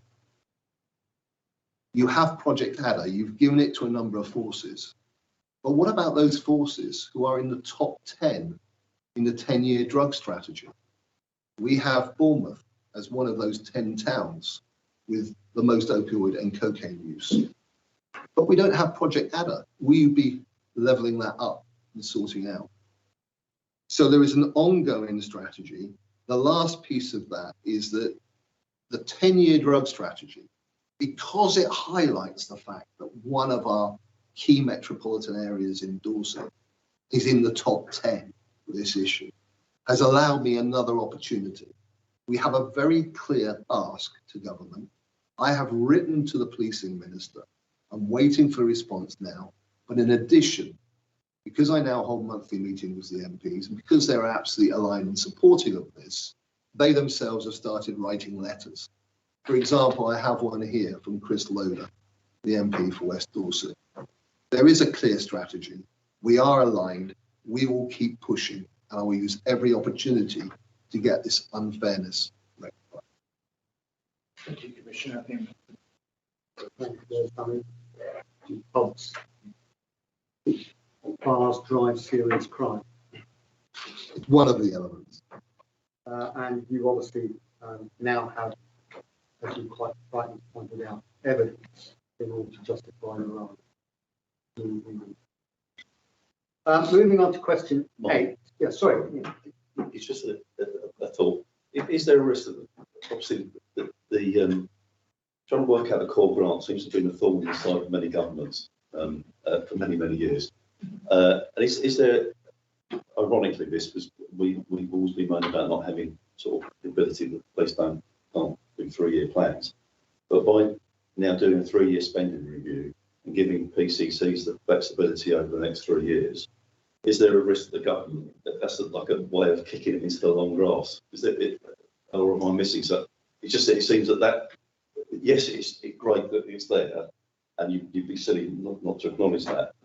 But in sort of a strategic level, that seems like, well, okay, no, that gives us 3 years breathing space. So I suppose what I'm saying there is that from the APCC's point of view, as an association, you've got to keep on driving it because the government theoretically could use that to kick it into the long grass for 3 more years. You might be a cynical man. You are deeply cynical, but so am I. Yeah. So am I, Ian. You're absolutely right. The APCC are driving this on every occasion because fundamentally this is an iniquity. It doesn't just affect this force, but it affects a lot of other forces as well. But if you're trying to work it out centrally, you can kick it into the long grass by using the 3-year thing. It's got away for 3 years, isn't it? So it's key that the association keep up that pressure. They are. Yeah. Well, when you've got the chair who's now on, as I say, and you've got a lot of very grumpy, particularly dare I say, those with rural and coastal and urban forces, and that's quite a few. You've got a lot of grumpy PCs there who are saying, "Get it sorted." Yeah. So there's Just a quick one. The fire and rescue service has got exactly the same problem, and obviously it works out of the Home Office just the way the police does. So are the fire service and the police service actually working together on this in any shape or form? I can't answer that question because I do not have responsibility for fire, and that's absolutely right because we have a joint fire service with Wiltshire. What I can tell you is those PCCs who are also fire commissioners, so police and fire commissioners, they will be yammering on both fronts. So there is some element there which yeah, I can't speak obviously what the fire service themselves are doing in those areas where they are not in that apparatus. At least there's some money working there. Yeah. Thank you. Moving on, question 8. The reserve strategy and modelling show that most earmarked reserves will be spent over the MTFP period. How does this affect resilience in your plan? Okay, well, the main indicator of resilience within policing is that the general reserve should be between 3 and 5% of net revenue expenditure, rather than hypothecating and putting the earmarked reserves in for specific purposes. Based on the current forecast variance at year end, the general reserve will be within the parameters, and therefore it's not a concern from the point of view of having adequate levels of reserves. Clearly, a higher level of reserves would create greater levels of resilience, and over the course of the medium-term financial plan, I'm planning to increase reserve levels, but this needs to be balanced with the requirements of delivering services for the people of Dorset. It's a little bit like thinking about doing something with your private budget. What are you going to do? Are you going to actually spend the money to do something, or are you going to put it in the bank and leave it there? you've got to get the balance right. And there may be opportunities to accelerate this as the economy recovers from the pandemic, and things such as the collection fund returns to live in a constant surplus again will help. But it's getting the balance right. You know, we've got an ambitious vision, we need to deliver on it. I want to make certain that we have reserves which are within those parameters, make certain we have that resilience. And we'll keep on looking at that and checking the balance to deliver for the people of Dorset. Julie highlighted what was in the report, where you've got pressure in 23, 24, and she just highlighted again at the meeting that the policing pay uplift for staff and officers. Hoping it's going to be a 3-year plan. And we hope maybe front loaded. So, and you just said you're looking at building your reserve. How are you going to balance that risk? Well, we'll have to see how it plays out, won't we? You know, you're asking me, you know, again, it's like everything. You're asking me to speculate. It's a bit like the question which is asked about funding generally. I've got to play the cards that we're dealt. So we've got to look at where we are in that moment with those circumstances. So I suppose the follow-on question for that is, what planning are you doing in order to make sure you've got the greatest resilience should the worst case arise? Well, that's something which we talk about on a regular basis. Julie, do you want to add anything to? I regularly keep under review what if the 3 and 5% is appropriate. That's one of the reasons why we added the contingency into the budget this year, is because I didn't feel that actually there was enough resilience within the reserves to be able to come back purely just from what we already had. So we've built that in because I think the likelihood of that occurring is on the slightly higher side, certainly from some of the bits that we're hearing. But again, it's all about hearsay, and we won't know until we get to that point. It is something that we monitor closely. We look at every month when we consider our revenue budget monitoring position, what's the impact on reserves, etc. So I think we will constantly look at that and make sure that balance is appropriate. I don't need to know what, but it'd be interesting to know how you marry in what Julia just outlined in relation to reining in what you want to do because you haven't got the money. Well, that's absolutely right. It's this balance between prudence and action, and that's why we review it so often. It's the planning aspect. How you do the planning. Which bit? Planning for the plan? No, planning for the event that you don't have sufficient planning because the worst case scenario has materialised. Well, that's why we've got reserves. That's exactly the process that we went through, looking at the issue around the staff pay, and looking at that, we saw that. So the answer is we will rely on reserves. If we have to, yeah. What planning are you doing? I just said that. We plan on a regular basis. We review it on a monthly basis. Yeah, so on that note, in terms of resilience and planning, etc., in terms of the capital programme, I haven't seen anything that's considering investment for the future, which is income generating, and therefore can reduce the reliance on core funding grant taxpayers and also building in that resilience for the future, because bringing in money of your own. So have you thought of the idea of using investment vehicles or planning around that space, given obviously your private enterprise and the business sort of expertise you have?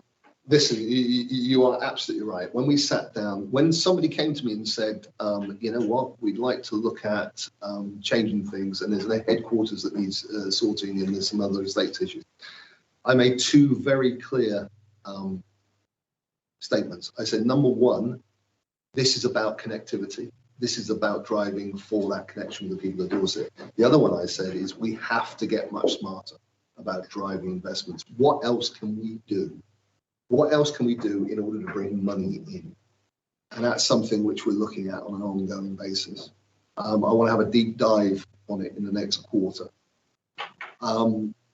It would be helpful if we had the power of governance and I had the same power to raise money that the local council has.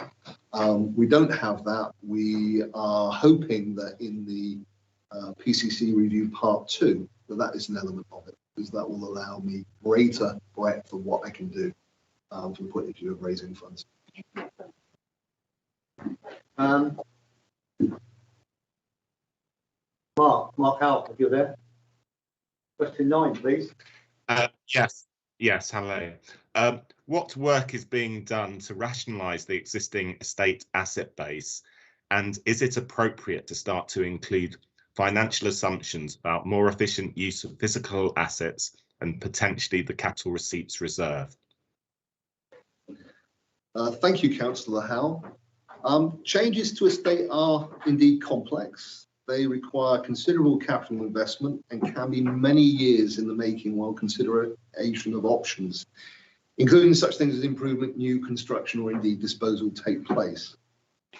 That said, the significant bulk of the rationalisation of the Dorset Police asset base has already taken place. It would be surprising if it hadn't, considering the pressures and the necessity of what's happened in the past.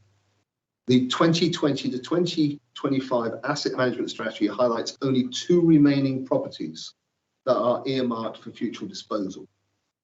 And those are the stations at Christchurch and Wimborne, both of which are not centrally located in their populations and are due to be replaced by more flexible operations which will better serve local communities. Therefore, I'm afraid it's not appropriate to include financial assumptions brought about by the disposal of assets in the capital receipts reserve. Basically, we've sold what we had, isn't a lot left to sell. So we've already taken those efficiencies. As and when future receipts are received, I will need to carefully consider how they're used to best effect, as there's unlikely to be anything else coming along behind them. So we'll have to make the most of whatever we can get out of that and drive it through in the context of the police and crime plan. So thank you for the question. Do you have any follow-up, Mark? Thank you. Not on that particular subject. I'll wait till the next session of general questions. Thank you. Yeah, thanks very much, Mark. Talking about estates, it's in the news, and I think before I ask the question, or get with you, this panel gets put forward for thinking long enough. We understand why these stations are closed, but we also understand cost. Your compadre in Devon and Cornwall is intending to open 60 police stations. I just think the public will be interested in your view on that direction. I'm not going to comment on what Devon. It's not appropriate for me to comment on what they do. But Dorset. Hang on. What I will do, though, Mr. Chair, is give you my take on it. That's why I said earlier, when we were talking about the estates, when we're talking specifically about the headquarters, is I want a comprehensive estate strategy which actually looks at the provision. So we will be looking at what police stations and what we do with them. We will be looking at how we connect better with the public. So we'll be looking at front offices. I do take the point about footfall, but actually, you know, sometimes it is about a visible presence as well, and those things need to be balanced. So I've asked the force to come back with a comprehensive strategy all around that, and when I have more news on that, I will do so, and I will talk to you about it. Obviously, how can I put this? Devon and Cornwall has had the same PCC for a long time, so she will have not done a plan this year. This panel is not interested in what's going on down there, but just from a public perspective. That's fine. It would be useful to get your view. Very kind of you. Yeah, I have the same direction of travel, but I'm not going to overpromise and underdeliver until I'm ready to answer the question. Thank you, Chair. My question is basically just wrapping it up, really. How has resource allocation changed across the service with the incoming PCC, his own plan and his own plan? Thank you. Thank you, Councillor Taylor. One of the most significant differences is the change of direction, the change of culture, the need to change to become, dare I say it, crime fighters again. And some of that is about resource, some of that is not. It is about actually leadership and a change of direction. So there's been a significant change in prioritisation, and members of the public will have noted very much a renewed focus on areas such as cutting crime and antisocial behaviour, for example. However, changes to the resource allocation is harder, right? We know that. We just talked about money for the last, well, I'm not counting minutes. But we've got a change in resource allocation, and that will continue to be made on an incremental basis to support the direction of travel.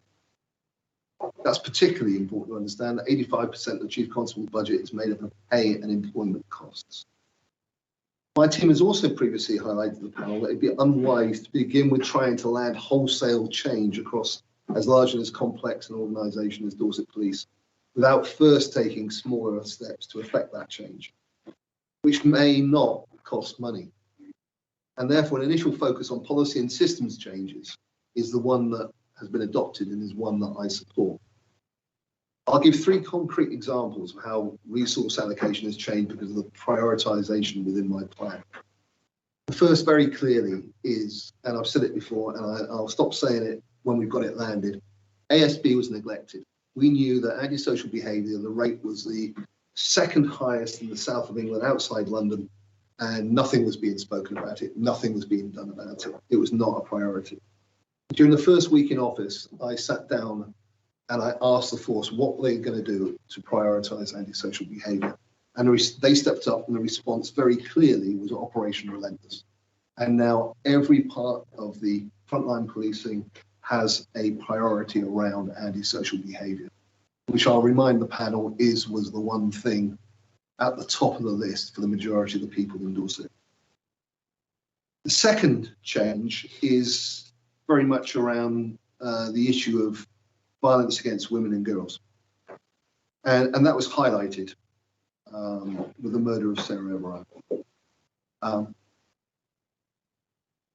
I again asked the force how we were going to respond to this, what we were going to put in place. And they came back and have put in place Operation Vigilant, which in the nighttime economy, in the most dangerous part for women and girls, there is now something which is looking at improving the situation. And I know in other parts of the country it has been shown to significantly do that. If I take a third issue, and one which we will be talking about at length later, so I'll only briefly mention it, rural crime. We knew that that was a concern for the residents. That is now a priority in the plan. It is now a priority for the force. And finally, if I can give you one other example, which I'm not going to name the operation, it's not in the public domain, but there is now a capability, a much greater capability than ever before, for the PCCs in the Southwest to work together on priorities. And we have a distinct and significant priority to make the Southwest a hostile environment for drug dealers and antisocial drug takers. And that is something which, again, isn't so much about money, but it's about philosophy, leadership, and direction. So there will be changes coming with resources, but the first thing that needed to happen was an overall change of direction. And that's happening. Firstly, thank you to you and your team for an excellent presentation. Yeah. Thank you very much. Right.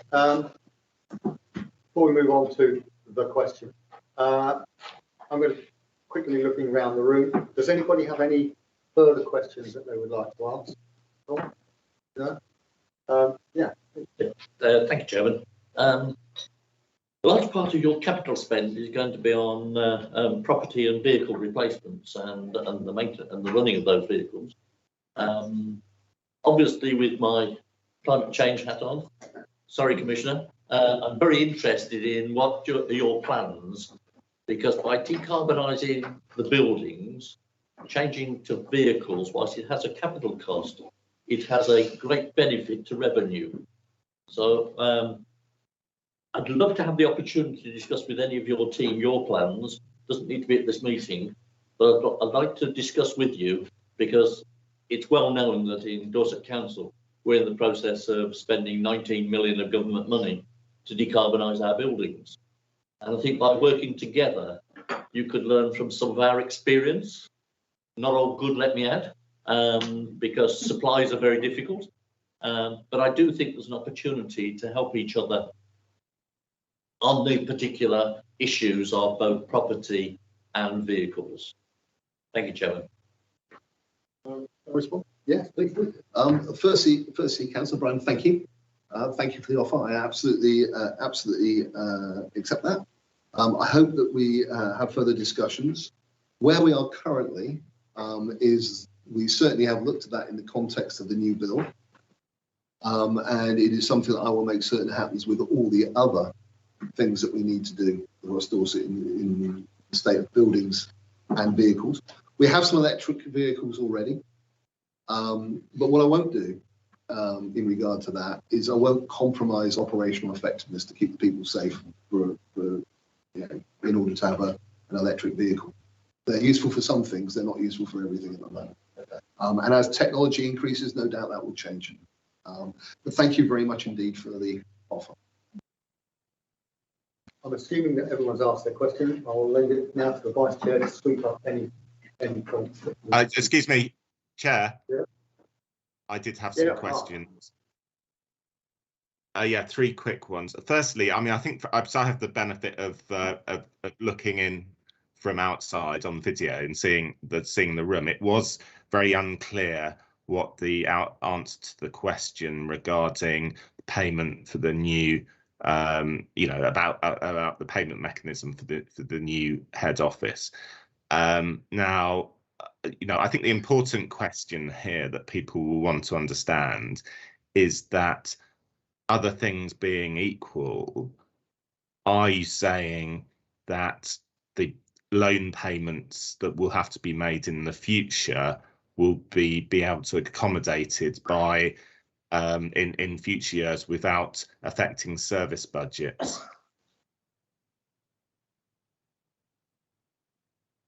Yes is the answer. Yes. Yeah, it won't affect Yeah.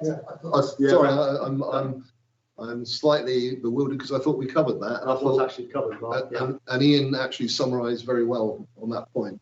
But yes. Yeah, as I say, I'm looking at it as if somebody from YouTube would, and I certainly didn't feel that it necessarily was that clear.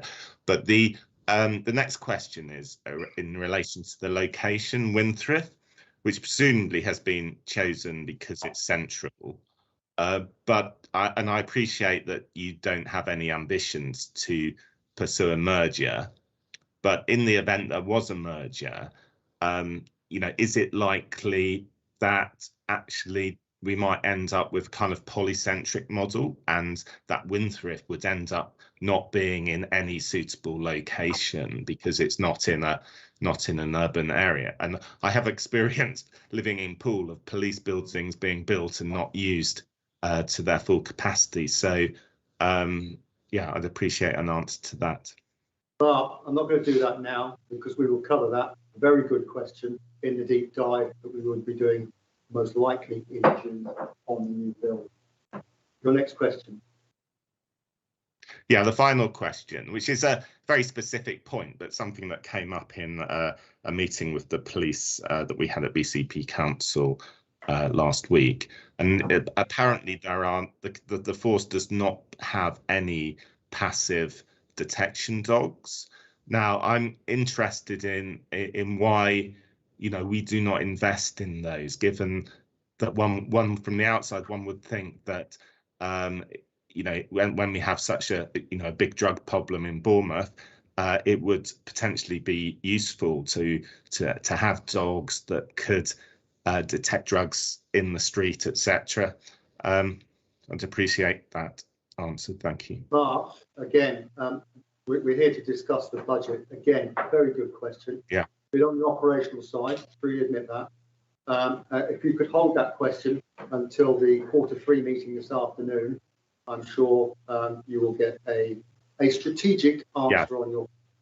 Yeah, I mean, it does. I mean, I imagine that it might relate to a lack of budget, but I unfortunately won't be able to attend this afternoon, but maybe somebody could ask that for me. Thank you. I'm sure somebody will. That's very kind. Thanks very much. Right. Any further questions? Anybody? Thank you. I'm looking to 4.11 of your letter, and I appreciate you can't include everything in the report. It just becomes unmanageable and difficult to understand and to read and pick the bones of it. But I'm just wondering at what point you'll be able to advise the panel the measurables you're using, and then in turn inform us of the reductions you're hoping to achieve and the time frames revolving around those 5 priorities. And in turn, using those reduction figures to scrutinise the Chief Constable to demonstrate that these improvements have been made? Okay, that sounds like a complicated technical question. I'm gonna ask my Chief Executive to answer that one for me. Yeah, so the conversation we're having at the moment is around performance metrics. So the initial draft of these were included in the police and crime plan. And thank you members again for your kind feedback on that, which we've gone through previously. I think the conversation we had around this last time was that it's still very much a work in progress. So there's a recognition that we've got the genesis of a good performance framework that's still to be developed. We're very happy to have further conversations with members about that, as we had previously on the previous performance framework. The Commissioner's also mentioned a few different things today in relation to the beating crime plan, the digital crime and policing pack that's just been come online, just been made available. So there's a number of metrics that are now coming out nationally that we'll also be starting to use to hold Chief Constables to account. And when I say we, collectively a group of PCCs, effectively holding a group of people. So as those further develop and mature, we'll be looking to integrate those into the performance metrics for the policing crime plan as well. So very much a work in progress at this stage. And I'm obviously very happy to bring back those and have further conversations with panel members as they develop. Can I request then, therefore, that we have an action before the next meeting to understand the reductions that the PCC would like to be brought about and what we're working towards as a result of these 5 priorities? So are you asking for specific numerical reductions to be included in terms of a target? Well, we are looking to support the recommendation on the basis of these 5 priorities. And therefore, I'd like to understand what it is you're trying to achieve in respect of those 5 priorities and where the PCC's ambitions lies, and therefore, in turn, how he's going to hold this Chief Constable to make sure we achieve those. Yeah, that's good. That's understood. Thank you. I think also those priorities will be about the same thing. Yeah. We'll chat off. They'll be swept up in the letter that this panel will send to you, highlighting the decision and what we expect to materialise out of the stuff. Right. I'm going to. It's just we're saying there must be big groans over the other side, but of the table. But the emergency services network. It was important to be a trilogy by now. Obviously, forces have got no real say in how that programme has gone on for years and years, because it's been dealt with in the Home Office and been subject to quite a lot of scrutiny centrally. But again, it seems that centrally, the flippant answer is well, sorry about that, we've mucked it up, and there you go, we'll charge you some money to cover our mistake. So the question is, are the PCCs as a group trying to make the point that no, it's your programme, you've caused the delays, you cannot expect local residents to fund mistakes that have been made centrally, because at the start of all of that, you said, leave it to us, the forces can't do it. It's a small point, but it's just really infuriating every time we read it every year. No, Ian, it's an absolutely fundamental point. The answer to that is yes. We are grumpy about ESN. I'm not going to state the other area, but there is another area which has exactly the same issue regarding a national failure. And we are rotors attached to it. Sorry? They've got rotors attached to it. I can possibly comment. And at this moment in time, there is a particular grumpiness amongst PCCs. And this is one element where the Southwest, again, are able to unite around a joint position on it. Fundamentally, what you're talking about is the need to ensure every penny counts for the people of Dorset. And fundamentally, if that means I've got to get very grumpy about national products not being delivered, then I'm going to do it. And I'm also going to leverage my colleagues in order to do that, because that's what the taxpayer would expect me to do. I mean, I think it's something that with ESN must put them down got to service, that we would want to keep an eye on through the year to see how, because it may be something again that we would lend our support to rather than, so I see it as an element for us as a support part that we may in the future consider we want to help. Whether it be a letter or whatever. Very relevant. Not at the moment, obviously. Yeah, and that's a very useful comment. And should I require that, I will come to you. Don't worry. Thank you very much. I think there's a couple of things. It's interesting Ian mentioned now that ESM was a question that didn't make the final cut. Okay. One. Two, it's at the moment the date is 2026 in service. In the meantime, you're relying on equipment that is difficult to maintain. It will start to suffer spares redundancy in the future. I know that Julie's done some work, tackling some stuff elsewhere, or your team has, let's say. And finally, the date for actual redundancy for airwave is 2030. So therefore, whilst that might seem a long time away, so was the actual introduction date for the ESN when it was decided, probably guessing now, at least 6 or 7, 10 years ago. So I think it's just something that, as Ian's raised it, I'll just add a little bit more lap to it. It's an interesting area. No, absolutely. Because it's procurement. So I get the strategic issue. And the other issue is that from the select committee element, the line was, we will pay for ESN, local PCCs will pay for the maintenance of their way. And that maintenance of their way is going to go up and it's going to get increased. No, we're aware of that. We're aware of that. Brilliant. But I think what Ian's put on there is spot on, and we'll cover it in the future. Right, I'm going to now ask the question. I remind panel members on virtual that unfortunately only those panel members that are present in this room may vote. Am I right there, Jonathan? Chairman, that's absolutely right. Brilliant, thank you. So I'm going to ask the question. Jonathan, I'll get it wrong. The recommendation within the report is for the Police and Crime Panel to support PCC's proposal to increase the preset for 2022-23 to £77,929,644, equivalent to a Band D charge of £265.58p, an increase of £10 per annum or 83p per month.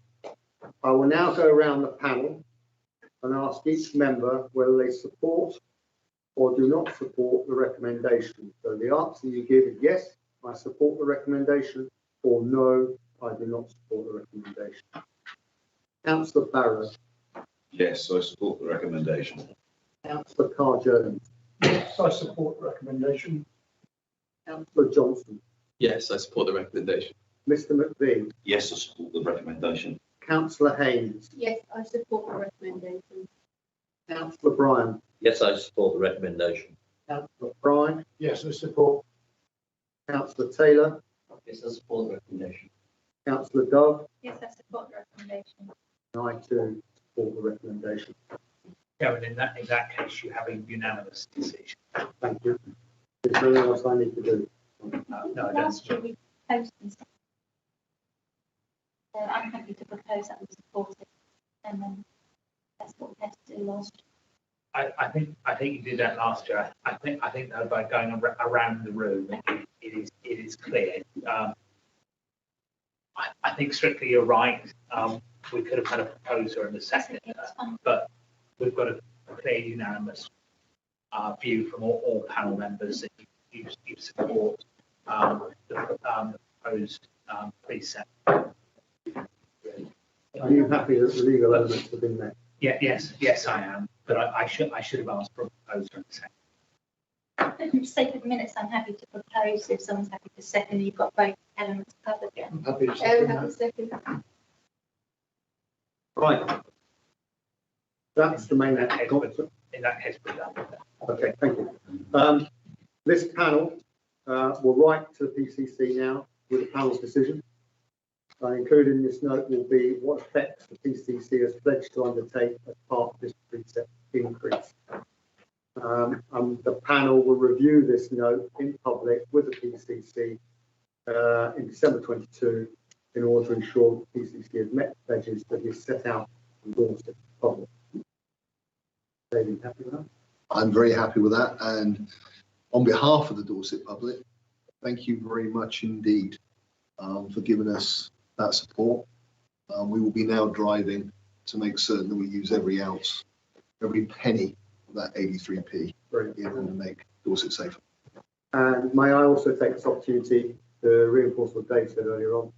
Thank you, your team, for the excellent reports, background work, and engagement with this panel up until today, and including today, in getting to this result. And if I may, through you, finally, pass on the panel's thanks to you, PCC Sandra, for the work your team has done over the last 2.5 years, 2 years, prior to 2019. The dedication, the hard work, and the enthusiasm gone into making Dorset a safe. So, on behalf of this panel, Matt, thank you. Thank you so much. On behalf of the Chief and the organisation, it's just great to have your support and the support for PCC. Right. On that high note then, time, 12:10.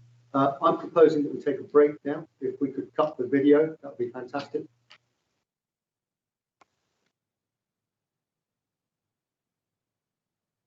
Can you confirm the video's cut? Sorry, Chairman, before it is cut, do you want to say for the benefit of any members of the public how long you are proposing to break? 20 minutes. Thank you. Thanks.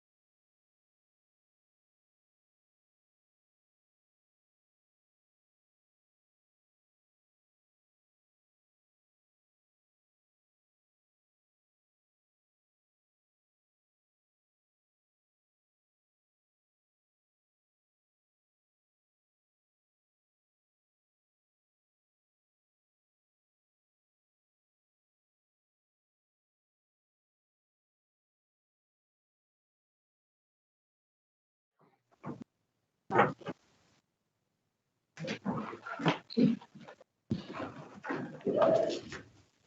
everyone here? Yep. Right, welcome back to everyone, to the public and what have you. We're now moving on to the Q3 review of the Police and Crime Commissioner. I understand we have an issue with timing, Mark. Do we need to do something? Just thinking, Chair, as we will, looking at the agenda, we will obviously exceed the 3 hours. Right. Before we get into business. Can I have a proposer to extend over 3 hours? Thank you, Toby. Seconder. Bobby. Chair, how long for you? Not go for 24 hours, are you? No. Well, I'm not here.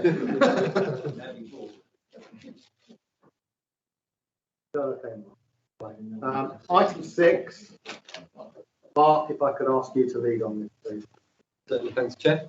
So annually, the panel elects a chair and vice chair on the next Police and Crime panel meeting. So currently, the independent panel member, Mike Short, is the chair, and Councillor Dove is the vice chair. So I was going to, first of all, seek for a nomination chair for the next 12 months. Once agreed, I will then hand back to the current chair to lead the panel through the vote on the vice chair. So I've just requested there's a proposer for chair.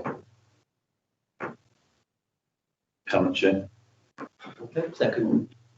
Are there any alternative votes? Okay, so that's the chair elected. Oh, well, thanks very much, Jack. Appreciate that. So moving on to vice chair. Can I have a nomination of vice chair, please? My Councillor Bobby Duff. Thank you. Taking that again.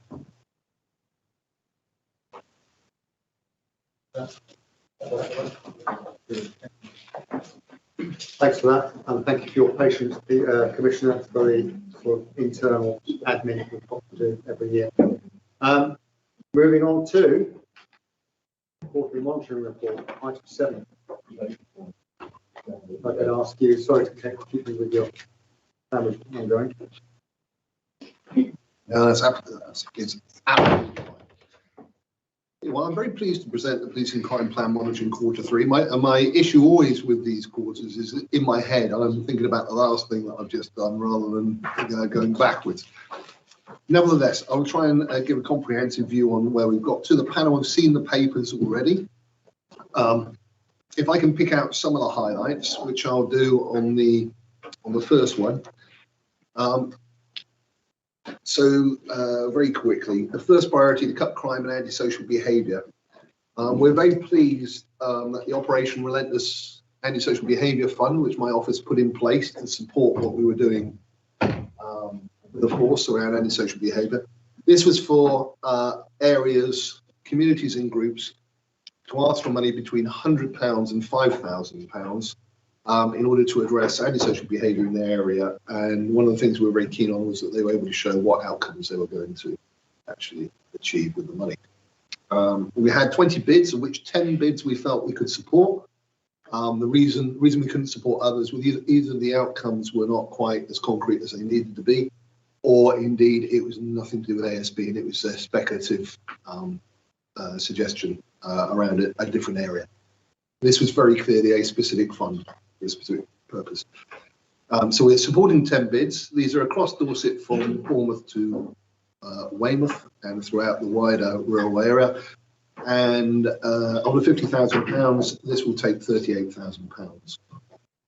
And I will bring more news back to the table about what we're doing next in that regard, obviously at a future meeting. You will see in the next space about making policing more visible and connected.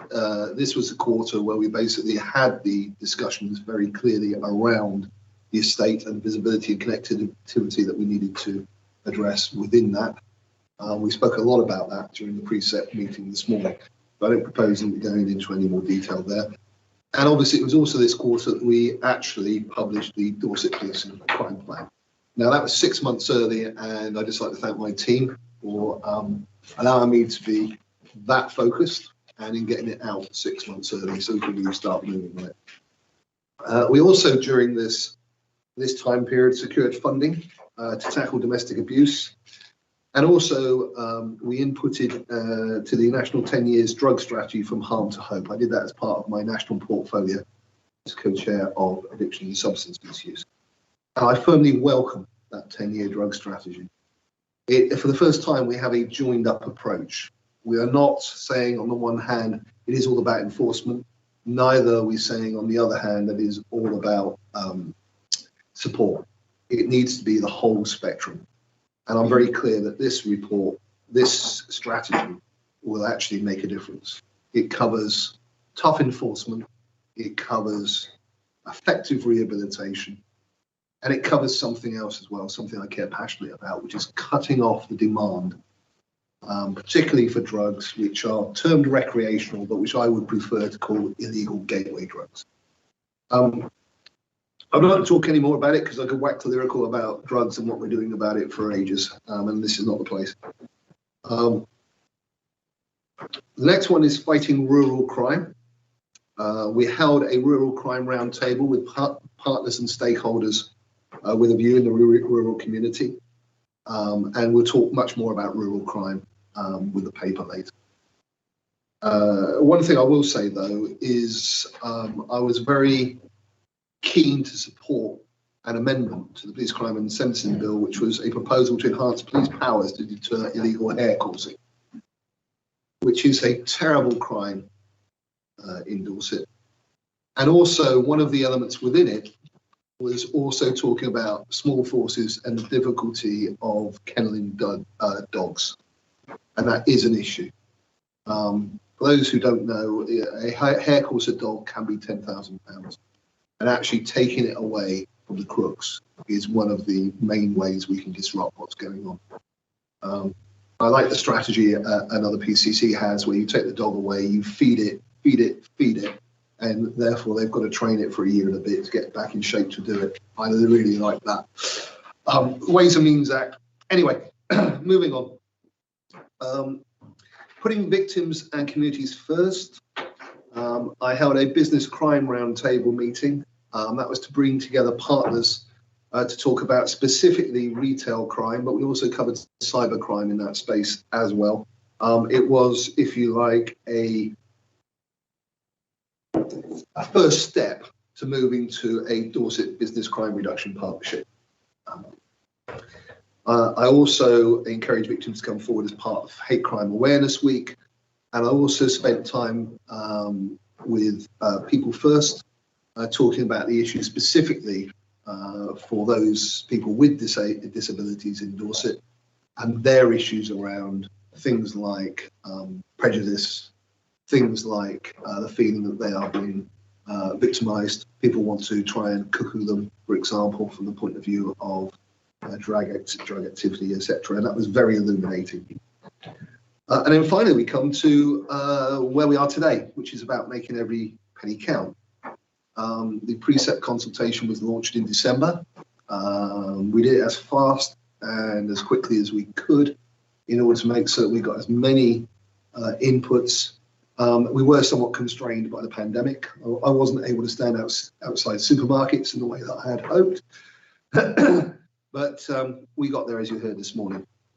I also encourage the public to take part in the APCC's firearms licensing survey, which I know is of interest to many people in rural Dorset. And it's very important that Dorset's voice was heard. If I move on to the different priorities in order, and I'll pause after each one regarding questions, if I may, Chairman, we do it that way. The first one, to cut crime and antisocial behaviour. So where we are with this is, you will have heard about the Operation Relentless Community Fund. We also pushed for the issue around the community trigger. The community trigger is a procedure which allows those people who are affected by ASB to actually get help. And we've worked with the local authorities to ensure the documents and procedures are up to date. And this actually is something which the government are also very interested in, is in their beating crime plan, that every community should have that opportunity. We were very pleased to be able to work with Dorset Council to make certain that we received money from the Safer Streets Fund, which will fundamentally do things like expand town centre CCTV. With burglary, I'm just going to talk to that because that's in red at this moment in time. That is something which we're looking at, scoping work ongoing with the force about where we can make most difference. I have a plan to increase the noise level around prevention, which is the key way that we actually stop burglary. I will bring that back to this group in the future.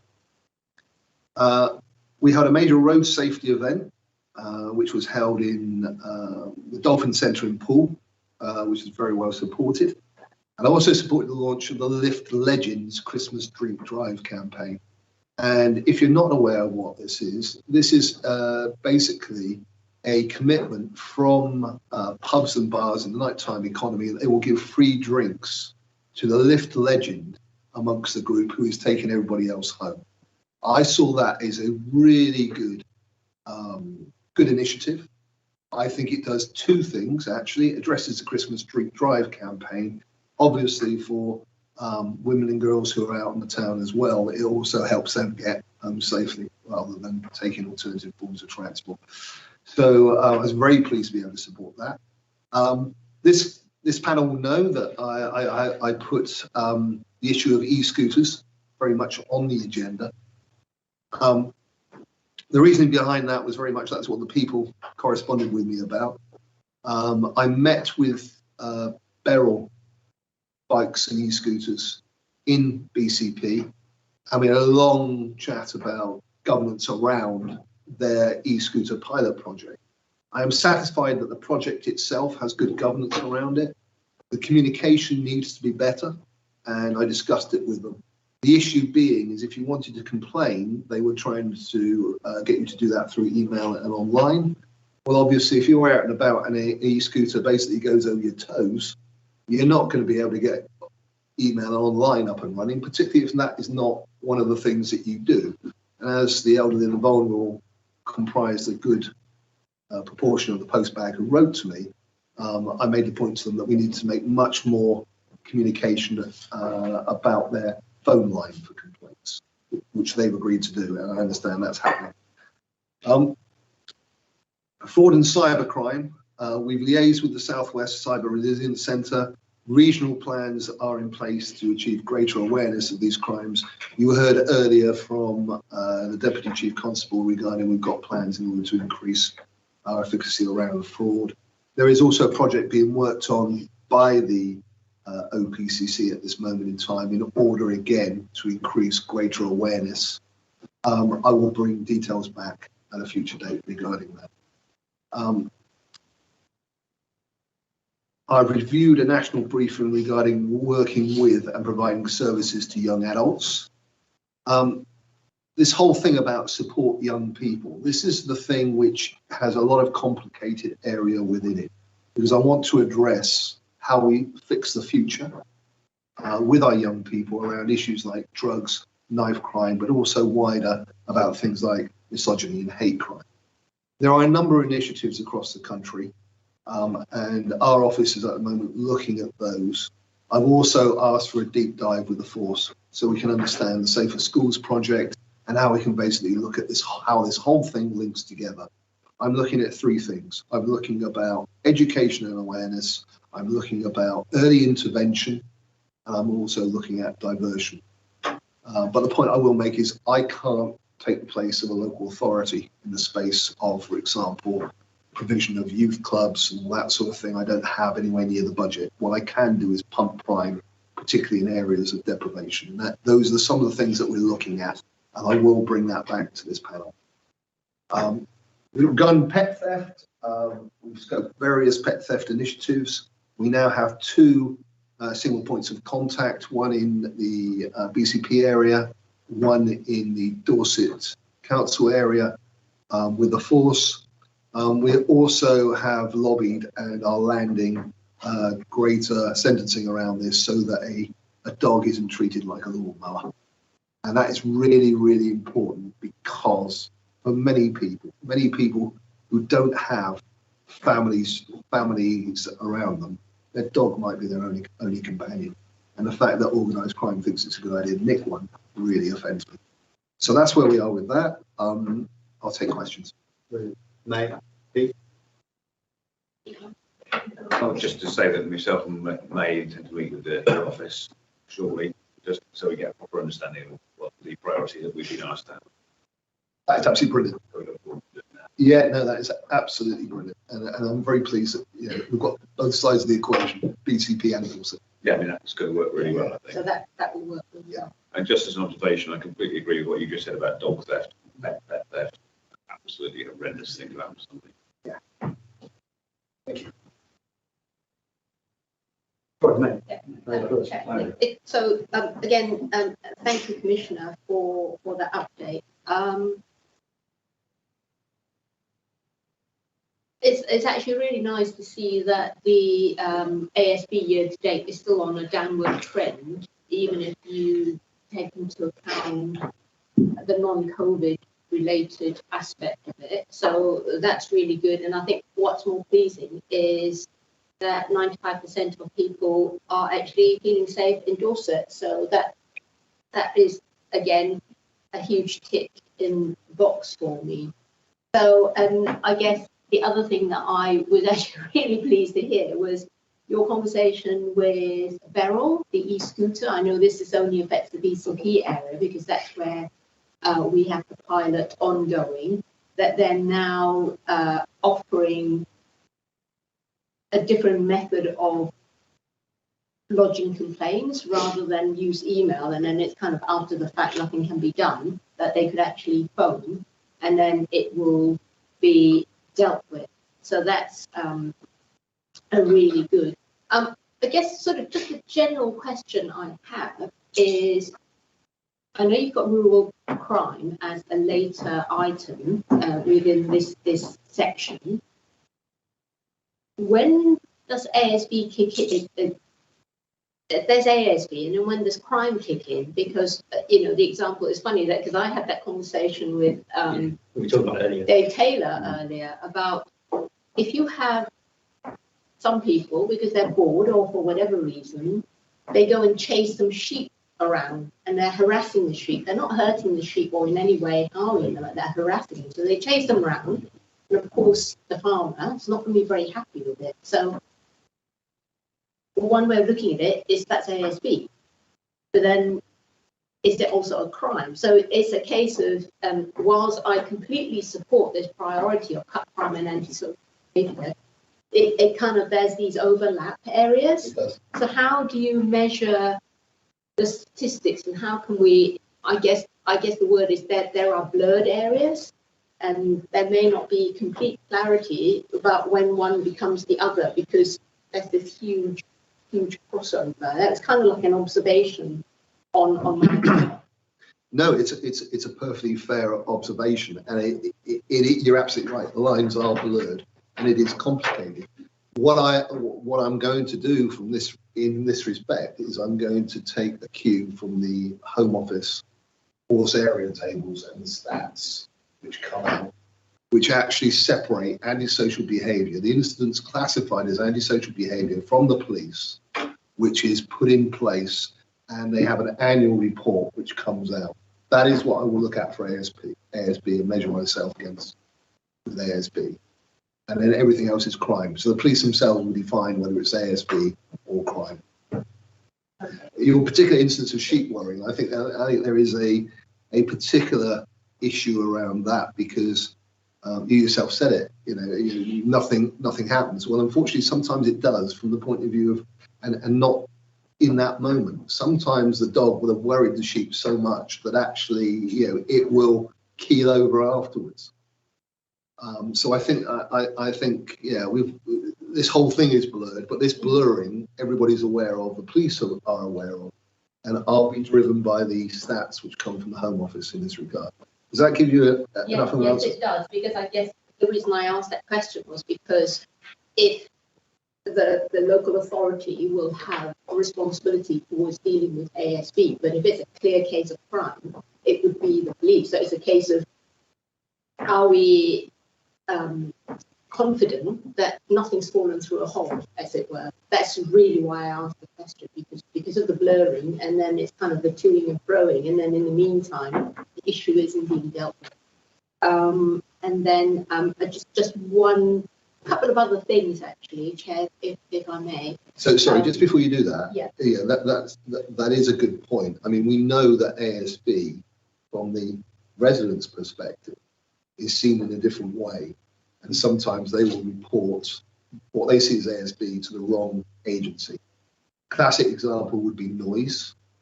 Noise they see as sometimes as a police issue when it's actually for the local authority. And then you've got aggressive begging, which is the other way around. And the split is about 50-50. We know that from work done. Simon, do you want to add anything about that? Yeah, about I think it's a really good point, actually, because I think members of the public, they see something happening, they don't necessarily know whether it's crime or they don't necessarily know who the right agency to contact is.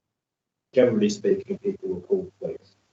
And so what happens at our end, at the Dorset Police Service, is that the call handlers are trained in something called crime data integrity. So they've got a really, really good understanding of the Home Office counting rules, the CRS national. They've got really, really good solid understanding of exactly what is an offence, what is a crime, and actually then what actually is separate and should be dealt with if it's an offence, which is criminal, when a mixed up criminal threshold. And from the ASB perspective, whether or not it's something that's owned and managed by the police or potentially by the local authority or by another way. And it is complicated. I think it's probably fair to say that you couldn't expect the public to necessarily understand that. We probably need to do collectively a better job helping colleagues with that. We've spoken about that previously in terms of trying to give members of the public a better understanding of who they should be contacting in what particular circumstance. And we've got Dorset Police, so there's gone over to the emergency database to use. It is complicated. I think we've got a good handle on it though. So Dorset Police, like any other force, is measured and assessed on its crime data integrity. That's assessed by CFRS, and generally speaking, we score actually quite well on that. We do. So I think from a scrutiny perspective, the OPCC and the Commissioner, we see that data on a quarterly basis. It goes to the Performance Board. We've got a really good understanding of the level of reporting against that. So I think we can be assured that from a Commissioner's perspective, that those crimes and offences are recorded in the correct boxes. Okay, that's good to hear. But I think obviously, I know we're here to scrutinise the OPCC, but I think there's also the element of partnership working with the local authority, because it is one morphs into the other again. And then just one last comment, Chair, which was to say that I did attend the road safety event, and I have to say it was very, very good. I attended with my fellow Speed Watch colleagues, and they thought it was very good as well. So I just thought I'd... Thank you very much. Chair. Thank you. Do we have any questions? Just really what Councillor Haynes said, falling through the cracks, that's what we were looking at things. The first slide you did was on the youth from there, it's red, about, is that because the young people, is that falling into the drugs market, or is it because it's because it's always crime, organised crime? So just trying to work out where the fit in is on there. So the fit there is about supporting young people, but with all of these, yes, all of these, it would be very easy to slot it into other categories. Okay. All right. I put it there because of the fit with antisocial behaviour. Yeah, actually, that's the question. Yeah. So we know that there are instances and case studies of kids as young as 12 starting off with antisocial behaviour and then falling into county lines, etc., etc. So because of that, I wanted to put it there. It captures not just, if you like, what I talked about earlier, which was the things like early intervention, diversion, and education and awareness. It also captures what we're doing to support young people. So, for example, I would put in this category things like the cadet scheme. I was disappointed that Dorset was the last force in the country, or one of the last forces in the country, to get police cadets. In my first 9 months, we have trebled them. We've gone from effectively one area to now 3. And you heard the aspiration from the Deputy Chief Constable. We see that adds value. We see that helps give leadership, if you like, in those areas, and an aspiration for the young people. And we want to double them again going forward. So it captures all of that. The reason it's red is because things like the education and awareness, even the government are struggling with what are the right messages, how is it to be delivered. So we have to do a lot of work in that space. So that's why it's red. That is one of the things that we will be working more intensively on in the next quarter in order to try and start putting things in place around that. So that's why that looks like that. Can I come in on that, Mr. Chair?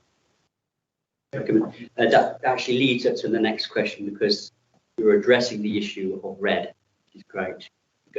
And with the rural crime as well, there's the RAG 2, I think it is on that one there, red as well. But I think you answered me already with that, because you're actually, because of the extra cadets and officers and this, that, and the other, it's spreading across our county, which is good news.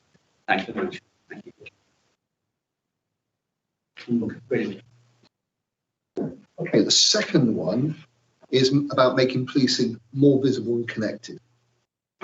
So you heard very much during the precept discussion about trying to use technology in order to basically drive more efficiency, get our people more out there than they've ever been before. That particular example I gave around the 15 minutes in the van, 10 minutes in, 15 minutes back, and then 15 minutes to write it up. That really brought it home to me that there were issues. I've got another example. A PCSO told me when she started the job, I think it was something like 12 years ago, she spent 70% of her time in the community, 30% in the office, and it swapped around. So we have to do something about that. I'm very pleased that we've started the rollout of, for example, Pronto. I've seen that in action now. It's something which we can build on. It's a handheld. It goes basically on the phones, but it allows them to do a number of core paper forms, which otherwise they'd have to go and sit in an office to do. So that's really good that we've started the rollout on that, and there'll be more news about that and similar initiatives going forward. I talked about the fact the policing crime plan was launched. I've talked about the fact that there needed to be a key change in the way the business is done, a change around engagement, a change around what I call old-fashioned customer service. And that thread goes through everything which the police do. So from the point of view of your initial report in, how can we make that more efficient? It goes to engagement on the ground. How can we make certain our neighbourhood teams are more engaged with the communities they serve? It goes to keeping people informed after something has happened, or indeed acknowledging information that has been received. So there's a number of things that we needed to talk about, and we had a deep dive with the chief officers of the force, including the chief constable, in order to basically talk about the issues and what needed to be solved. That is now embedded in their operational delivery plan, and we'll be looking forward to talking to the force, scrutinising the force, holding them to account on progress in that regard. I'm not going to talk about the police estate again, because we've kind of done that one to death from the point of view of what we talked about this morning. What I will say is the planning application has gone in for the new building. The last one, I talked about customer service. One of the ways that I serve the people of Dorset is to basically be a place where they can ask me to review complaints that have been given to the force. And we had a review of our complaints handling function, and basically the people involved who are SWAP. What does that stand for? Adam, remind me. Southwest Audit Partnership. Southwest Audit Partnership, thank you. Basically, we were given substantial assurance. They were very happy with the way that we conduct complaints. On a small point, a very small point, when it comes to communication in my office, I have changed the way that we now do things. We now have a log so that any inquiry, if it goes over 30 days, it's flagged to me the specifics so I can understand why. Because I think that not only is it about what the inquiry is, it is also about the timeliness of getting back to people. That's a new initiative which I brought into the OPC in order to address that. How many did you get?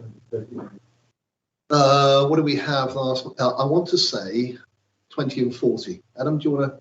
Is that what we've got at the moment? Well, over 30 days. Yeah. So I think the last weekly report would have been about 2. Oh, you want in toto all the? No, the weekly report had none over 30 days last week. Generally speaking, there aren't too many that get to that stage, and when they are, they're either because they're very complex requests which require other information, sometimes from force finance, for example, or they are very long-running complaints. When we did our bit, it was none. Yeah. Over 30.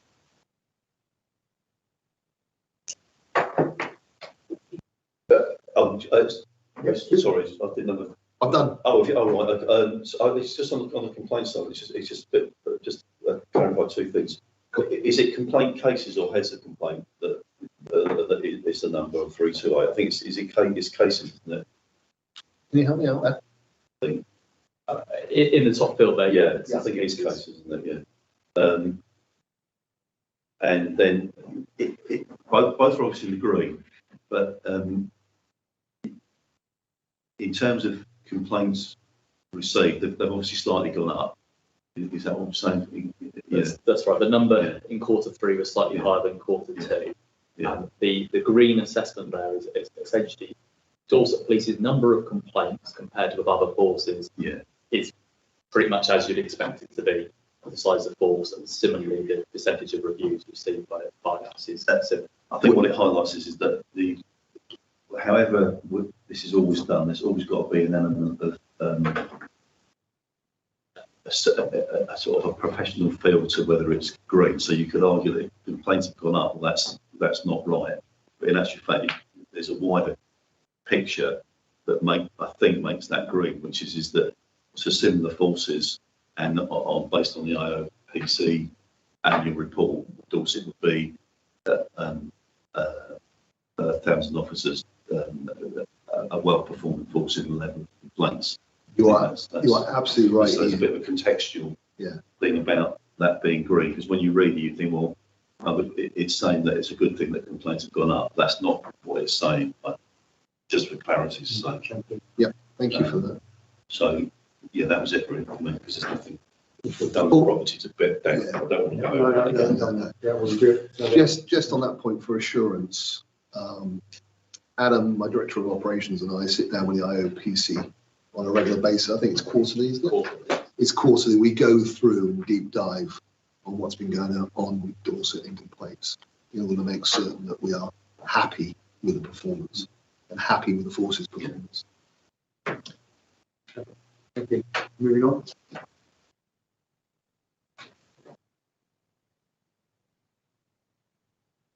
Okay, moving on to next priority, which is to fight violent crime and high harm.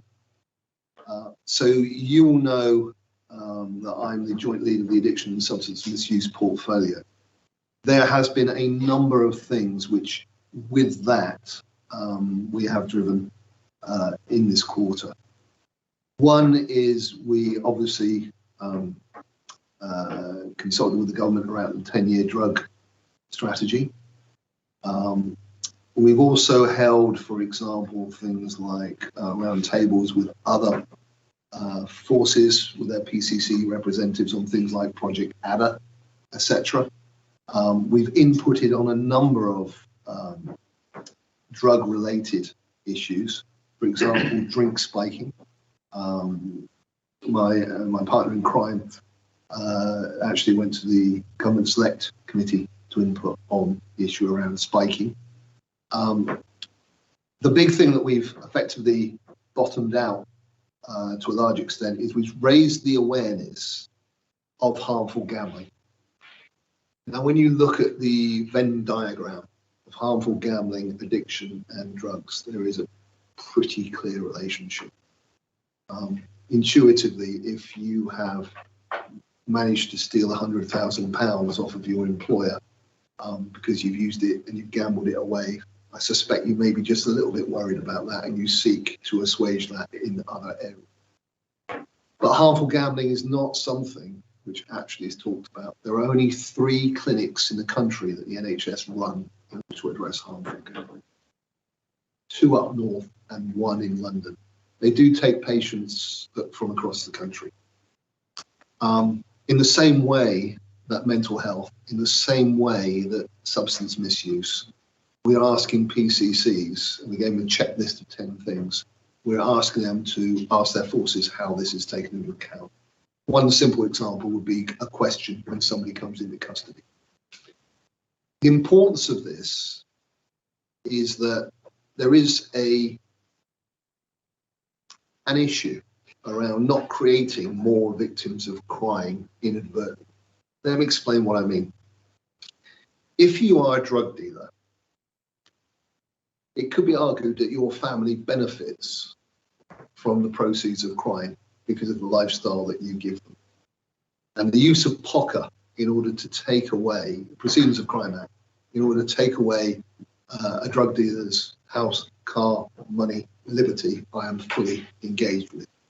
The issue you have with a chaotic gambler who may have stolen money is that if you use the Proceedings of Crime Act, it is highly likely that that family is already in trouble financially.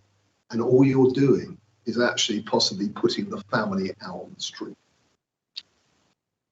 The issue is compounded because quite often the Gambling Commission will actually look at this, investigate and return money to victims.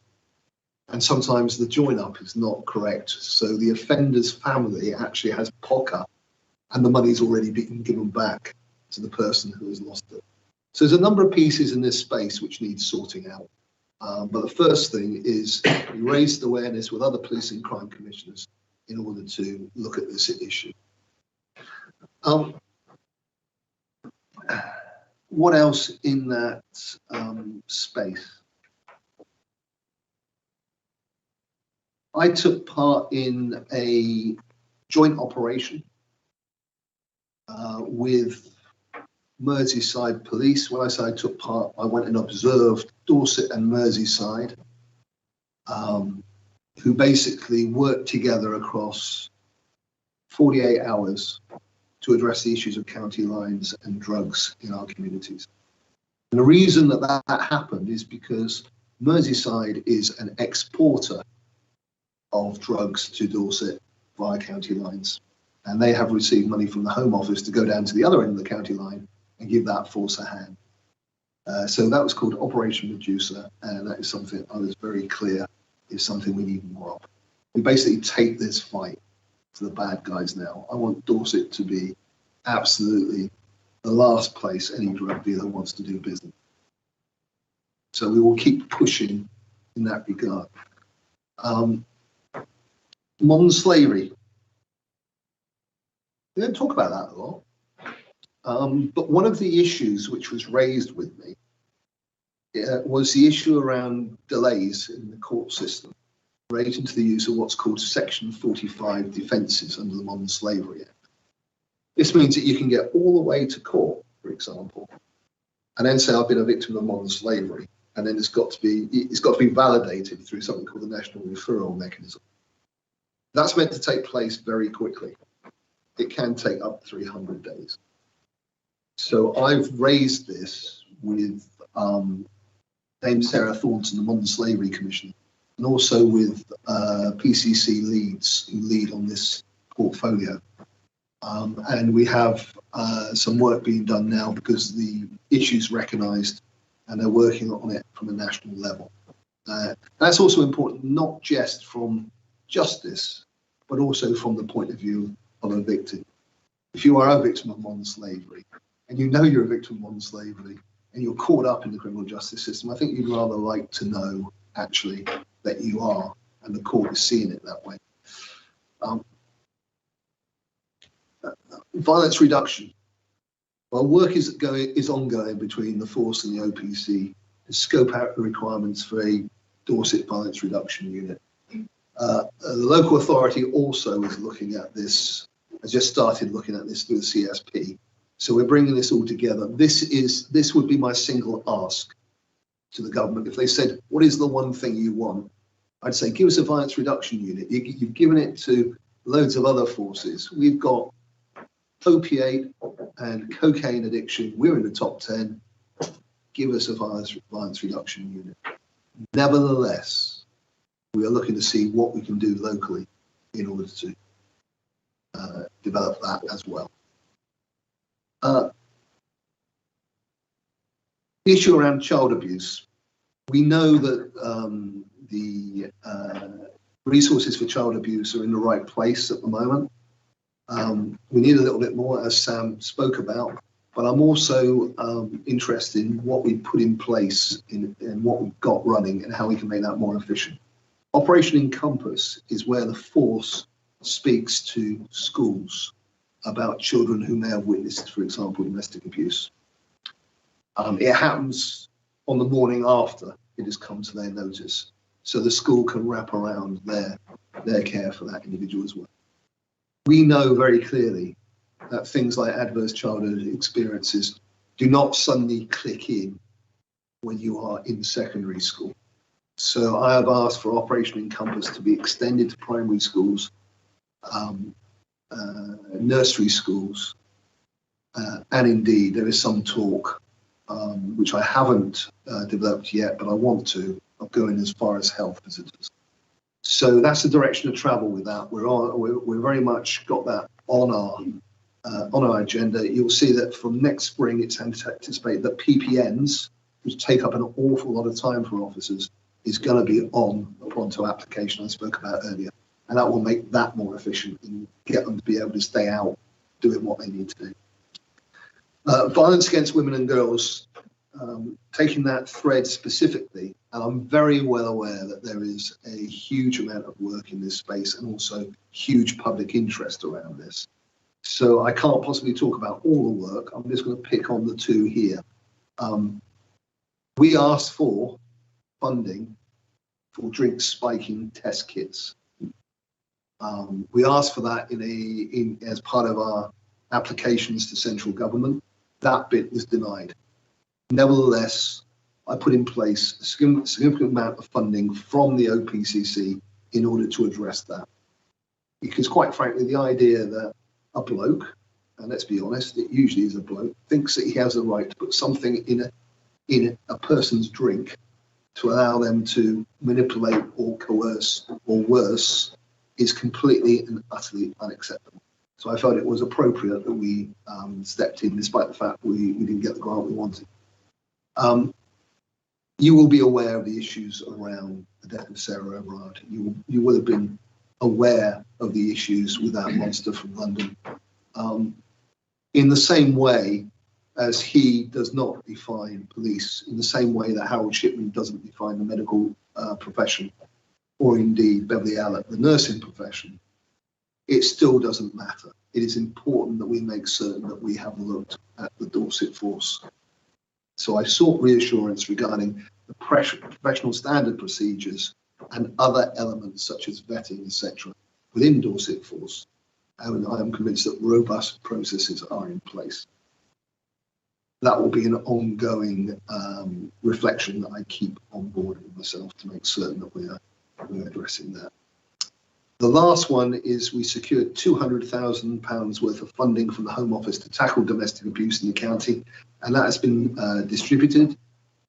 We also have what's called a domestic abuse Triforce action plan, which is being developed. That is around elements of the criminal justice system with Wiltshire and Hampshire. So Q3 has a lot of work in it. Those are some of the highlights.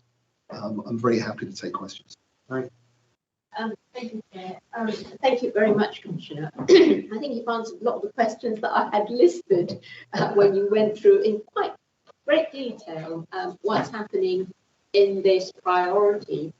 I think what I did pick up in the earlier item when we were looking at the precept, I think you had mentioned that one of your aims would be to make Dorset an extremely hostile environment for any drug-related crime, i.e. county lines.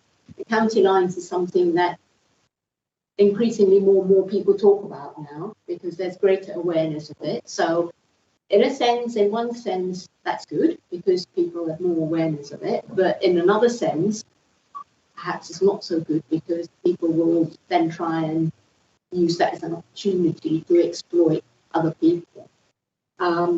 So I think that's just something that I've just got it as a list here. That's something that I would probably like to hear a bit more about in what the plans are. And more importantly, I think it's how we as a panel might actually be able to help, or as representatives of local authority, be able to actually help make that happen, because obviously county lines is something that worries all of us, and it does in a sense tie in with the cut crime and antisocial behaviour, where, as Dave Taylor quite rightly pointed out, support young people is correct.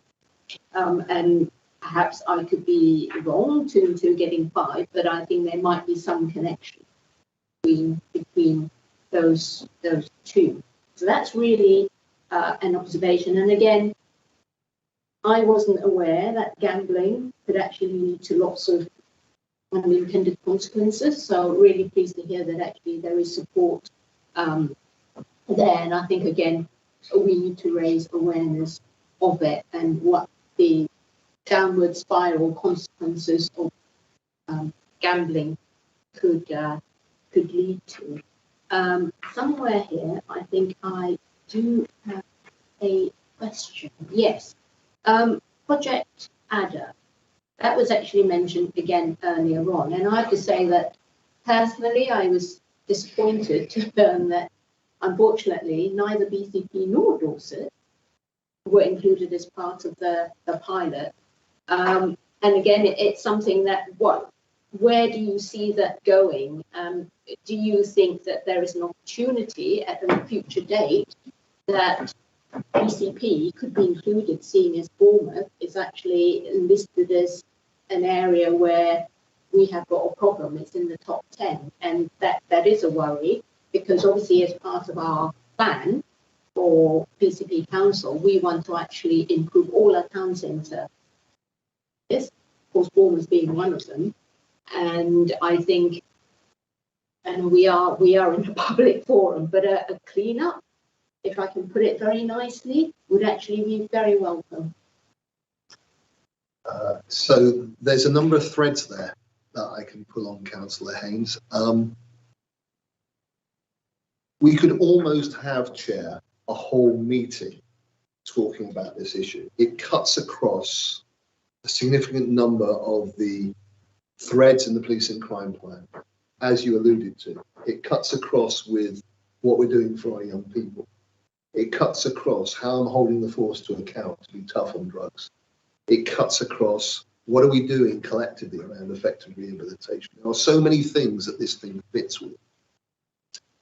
I think the point I'll make is I'd very much like to talk about it extensively in the same way that we've done with rural crime. If we were to put drugs and addiction on the agenda for this meeting, I'd very much like to do a deep dive on that. I don't want to do it in 5 minutes now because it doesn't do the subject justice. What I will do though is I'll say 2 things. One, firstly, your point about Project Adder. I share your chagrin.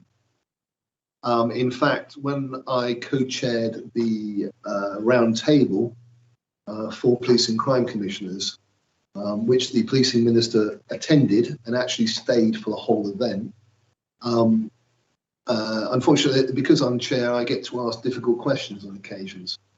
And my question was, given the issue around the 10 towns highlighted in the 10-year drug strategy, given the fact that some of those do not have Project Adder, big hint, such as Bournemouth, will you be looking at this in the future?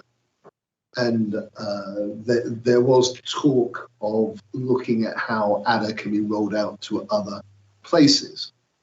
How that actually, what that actually looks like and how that fits with funding is still up in the air. But rest assured, I'm not going to let it lie. In the same way that I'm trying to scope what a VRU looks like and how we could do something here anyway, I'm doing the same thing with Project Adder. And my office have been looking at what are the elements of successful adders, if I can put it that way, because they are slightly different in different places. In Wales, for example, it's run completely differently than it is in England. And what I want to understand is what are the key elements which make it work well? How far are we, and I say we, because it's not just me, it's the local authority and a number of other partners. How well are we working? What have we got which already fits into Project Adder and the other parts of it, and where are the gaps? Because then that allows me to have, in the same way as I built evidence in another way earlier, that allows me to go with, hey, we need this bit, this bit, this bit, that costs X, can we have it, please? That's the game plan. And that's where we are at this moment in time. So I think very much regarding all the elements, I wouldn't want to talk it now because it doesn't do it justice. Regarding your words about cleanup, I've said it before. I'm tough around the enforcement against drugs. I am holding the police to account for that. I have a chief constable who's on the same page regarding that. One of the elements regarding the precept, which you very kindly supported this morning, was around county lines.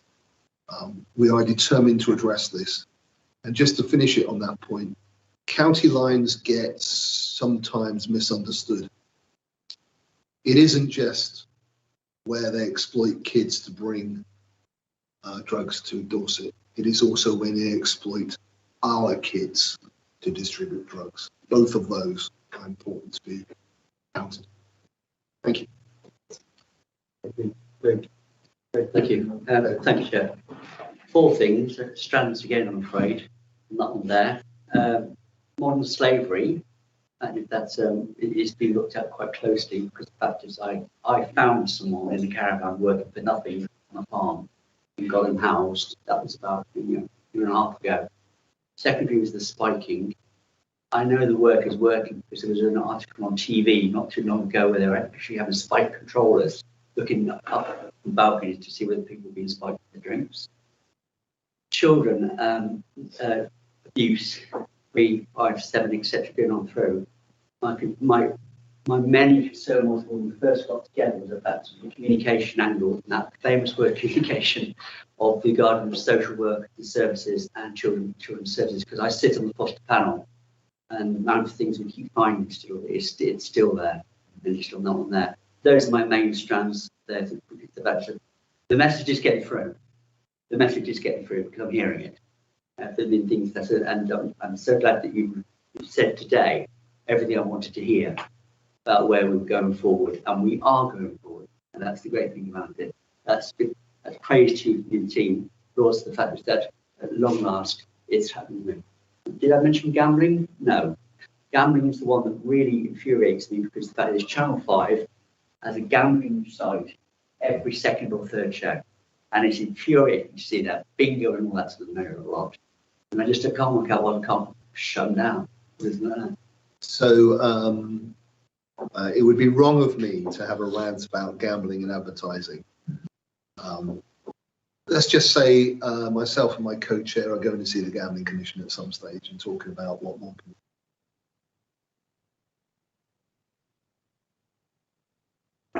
So, Commissioner, at the moment, our BCP-wide gambling policy is being reviewed and there's a consultation open. Fantastic. We'd very much like you to contribute, particularly around fixed or terminal betting. Yeah, absolutely. We'd be delighted to do that. Brilliant, thank you. My thoughts are around the gambling as well, and I welcome your comments on there. Personal interest in that, and officer I work with, you may have met him. I met him last Monday again. Excellent. And I know he's got an absolute passion on this, and three of us within Dorset Council are working on it. We would have had a public event by now, but it hasn't been either. I note on Sunday in the Times, the NHS has stopped taking money from the Gambling Commission. It has. But for treatment, because the Gambling Commission is so... Careful. Yeah, exactly. Do we have any numbers in Dorset? Or can, and I don't expect to put you on the spot on that, but it will be interesting to know for all of us that are doing work on that, whether there's numbers of those that are they a victim of gambling or they're an offender. And you've alluded to that quite rightly. What is a victim? And quite often the organisation that they've taken money from will say they're the victim, but actually I think the individual may well be the victim. And how do we treat those people?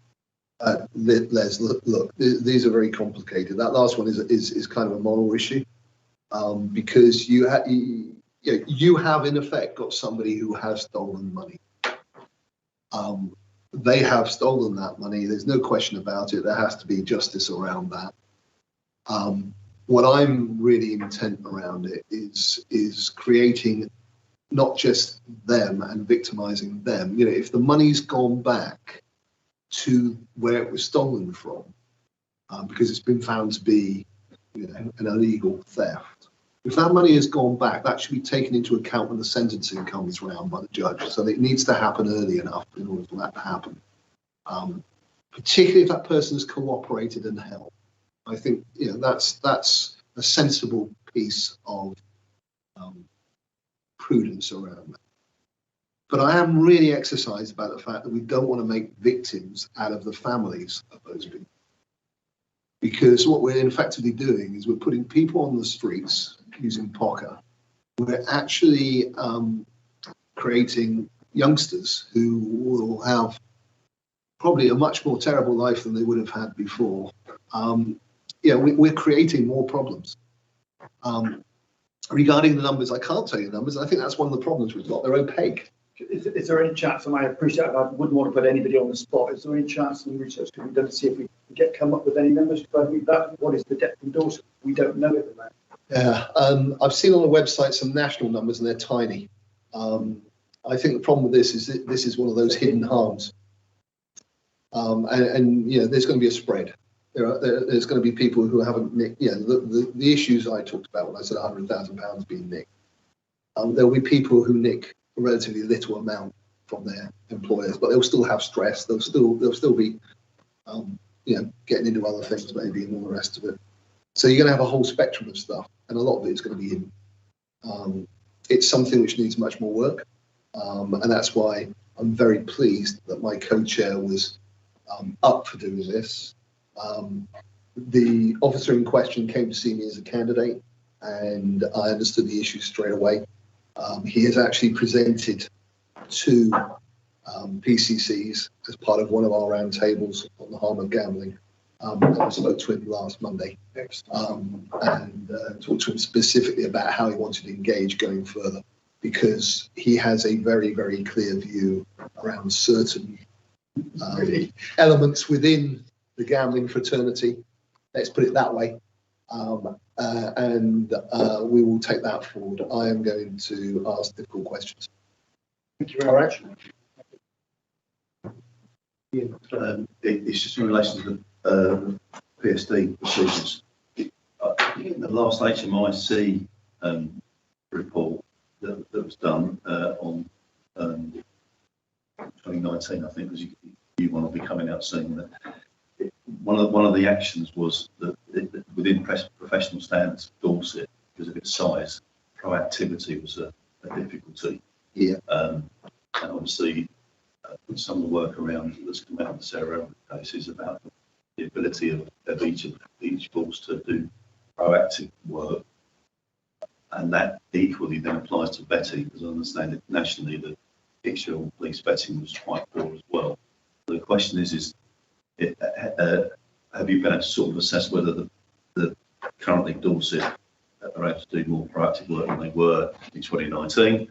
And secondly, where are they sitting in the sort of vetting side, and has that led to you having to do any additional support or challenges to progress what I would assume is, like across the country, some backlogs of re-vetting and vetting. Yeah, so what I did when this came to the fore was I had to actually put in a challenge formally to the force. I have 2 running at the moment, and this was the second one that I put in. It was very much around exactly these issues. It was around, are we sure that we are robust on vetting, particularly interforce changes? Are we making certain that we put everybody through the mill again? At this moment in time, I have not had a complete response around that challenge. I am looking forward to having the last element done, hopefully on Monday. And then if I'm satisfied, then we will see where we go. Specifically on the element around the vetting, I am pretty satisfied that we've got robust procedures in place. Around the issue of internal monitoring, again, I am pretty satisfied that we've got as much as we could do around that. Yeah. There are other elements that I'm not satisfied with yet, hence the meeting on Monday. So, yeah. Could we ask? I don't think that there's a need for us to go any deeper than that, but if we could maybe have a reference to how that's gone in the next quarter for you. We should be able to do that. If there's a further challenge, or I can't see any issues with that. You're satisfied, I think. Simon and Adam. Because I don't think it's big enough yet to go to someone like scrutiny, but an update in the normal quarterly, I think you do it. Yeah, I'd be very happy to do that. I've been out 4 years now, but in the time I managed the DPS unit, we were looking to recruit staff. And some of them didn't pass through the vetting process. Interesting. And I found that very reassuring, that people who've made comments inappropriate on Facebook or elsewhere were picked up and then didn't get through the system. Well, that's another piece of reassurance for me. So thank you. Just remind the panel what your first. Yes, that was around stop and search. It was a challenge which was already in place, and I was very keen that it was kept. Yeah.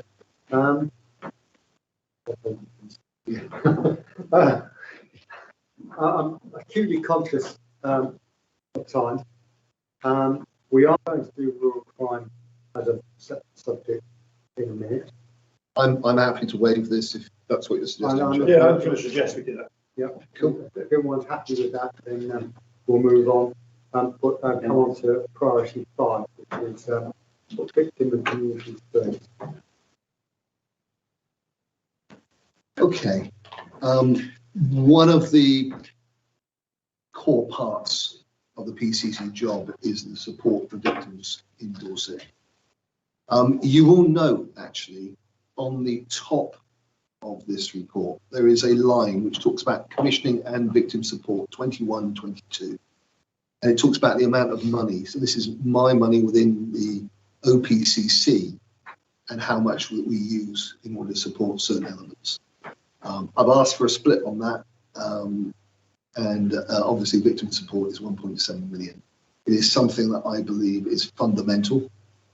It is something that I'm very happy to continue to support. I've extended the Crucial Victim Services contract for a further 24 months for victim support. There's also something else. There is a National Victims Commissioner, and there has been a consultation recently around the role of victims and services, etc. And we have been an active participant in that and have gone back. We also have had a really deep dive around the Victims Code and the elements within it, and put that into place across our work, and indeed as part of the local criminal justice board with criminal justice partners. We've looked at that and how we comply with that. So I'm very, very pleased that we are doing what we need to do for victims. There will always be more to do, and we will always do it. But those two things are the highlights from that quarter.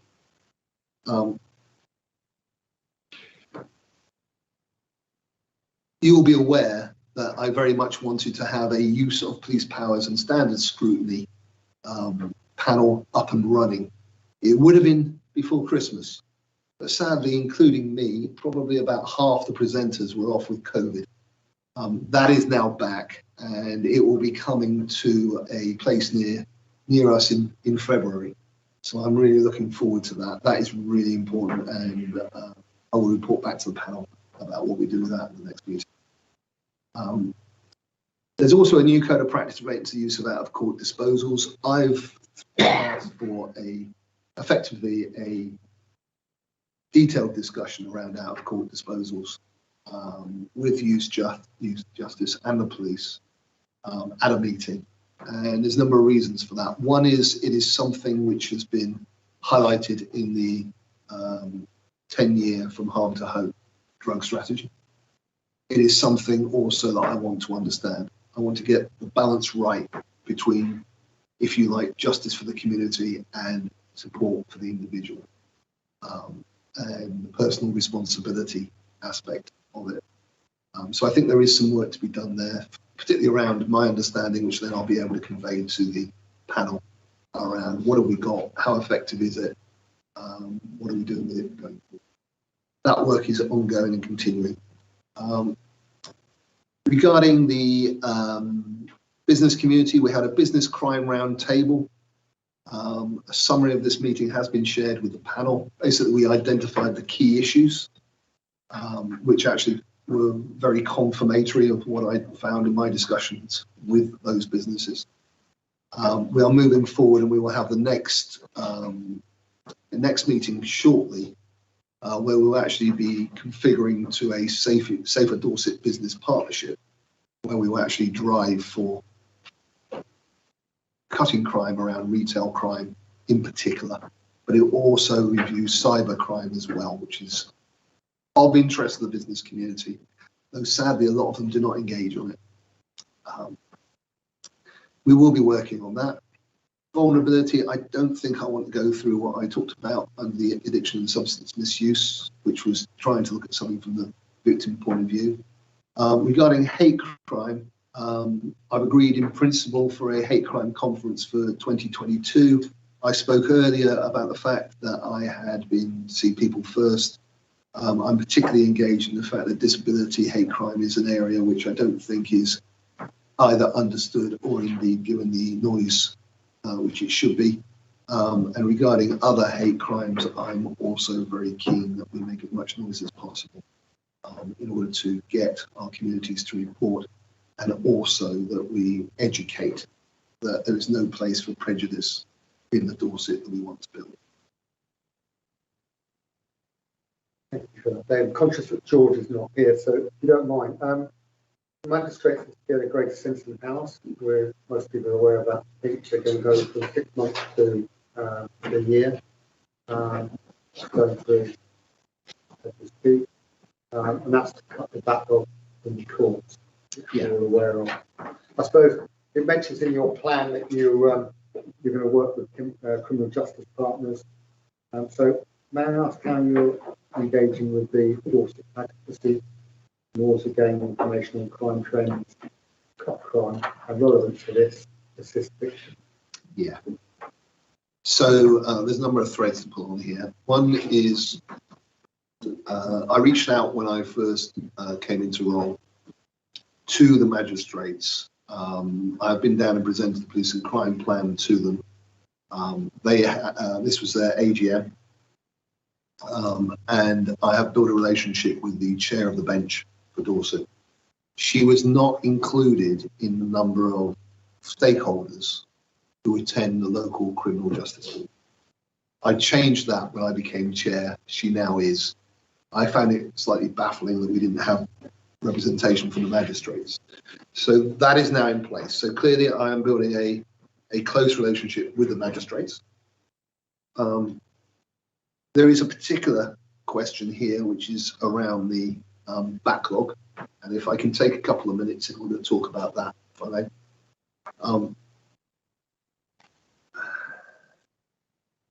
So I guess what I need to talk about is the fact that the Criminal Justice Board actually links up all the elements of the criminal justice system. So from the police end through to the prison end. with everybody else in between. So we've got probation, we've got the judges, the judiciary, we've got now the magistrates, we've got the Crown Prosecution Service, and we've got the courts. Now, as a layman, I would have been completely baffled to understand that there are actually so many different component parts. The idea of the DCJB is to try and bring those parts together, try and make it work like a Swiss watch. There is no statutory people. It is only one of getting people together.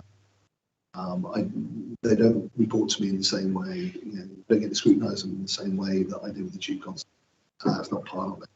Nevertheless, what I'm doing is working very closely with partners in order to try and drive the highest quality criminal justice service for all. Key component, and this is the one that is now top of the agenda, is to deliver an effective, efficient and a high quality criminal justice system in Dorset. Key focus includes developing a better understanding of demand coming into and across the system, working together to reduce the backlog of cases, taking advantage of new technology and best practice wherever we can, improving investigative quality. You will get from the number of partners, you will get from the number of things which need to happen that this is extremely complex. And the reasons for the backlog in the courts are multifaceted. Part of it's a national problem, it should be said, something that even predates the COVID pandemic. What there is there's a number of well-established groups that are working together to improve systems in Dorset and the wider Wessex region, which are on the par. Some of the chief causes of court delays must be addressed at a national level. There's shortages within the court system that need intervention. To that end, the Wessex PCCs have agreed to jointly raise matters with the Ministry of Justice. So that is myself, Wiltshire and Hampshire, who work together in a grouping. And we have an agreement that the PCCs basically are writing to the Ministry of Justice to raise the challenges, particularly around magistrates' courts, so that we can make certain we address these backlogs and ensure that justice is done. So, in effect, I'm saying, we can try and do whatever we can through our individual criminal justice boards, but we're also reaching out and saying, hey guys, we need this. None of that says that partners locally will not continue to push hard to make those improvements which are within our gifts. So, for instance, the Dorset Police's Witness Care Unit work tirelessly to ensure that witnesses are kept up to date and engaged so that cases do not falter. That's particularly important. We know that there are issues around, for example, domestic abuse and rape and serious sexual offences. The Triforce, so that's the three areas, are working on action plans around those areas, particularly to make sure that investigative standards are as high as possible. You will have heard that I raised concerns around modern slavery and the national referral mechanism. That followed a meeting of Dorset judges. That's just three examples of what we're up to. We're driving hard. There are dozens and dozens more. Myself and partners will continue to drive this agenda forward as best we can.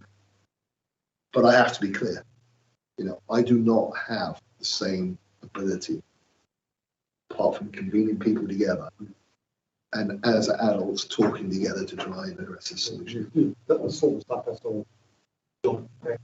Exactly. Ian. There's been quite a lot of nationally comments about the police use of released under investigation, which came out of changes to the bailout many years ago. Yeah. In terms of Carol, have you got any plans to see where Dorset Police are sitting and whether or not it's appropriate or there's work that you would want to see done to improve what is effectively looking after the victims better, but also ensuring that justice is as swift as it can for the offender? Yeah, that's part of the efficiency drive that we've got on. We see that at every Dorset Criminal Justice Board, and it's put in the context of our local partners in Wiltshire and Hampshire. So we are driving on that, and I do understand the issues around it. Thank you. Before I move on to making everything count, I want try and jump that along as well. Claire, if you want to ask a question on shotgun license? We did that with rural crime. Okay, brilliant. Yeah, thank you. Making every penny count. I think we've done that to death this morning. You sure? More or less. I've read your report. We did submit 4 bullets. If I may, Julie, if I could ask you to respond to bullets 1 and 2 for the minutes. Okay. Bullet 4 is a request primarily from Jim.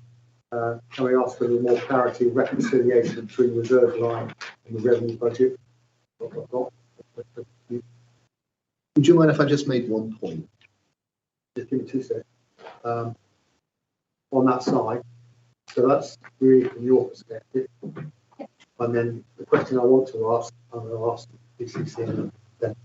So I just want to make one point about the make every penny count priority. And that's the last point. This goes for Dorset Council as well as for BCP. I'm very clear that a lot of the issues that we talk about, the police cannot solve in isolation.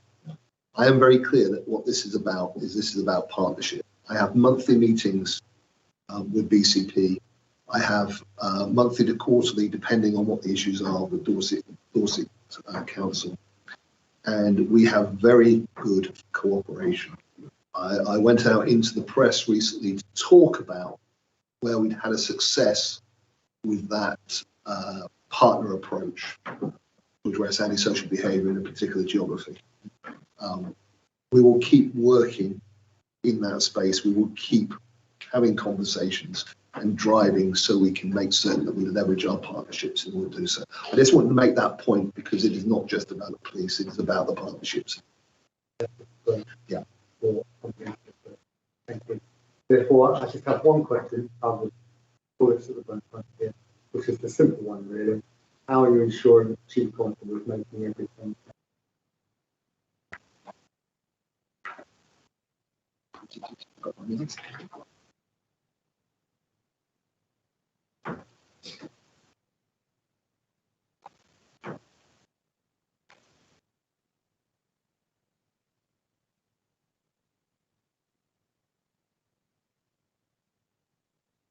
Just seeing if it had a little bit more detail on what I was going to say. I think I kind of said it earlier as part of the precept.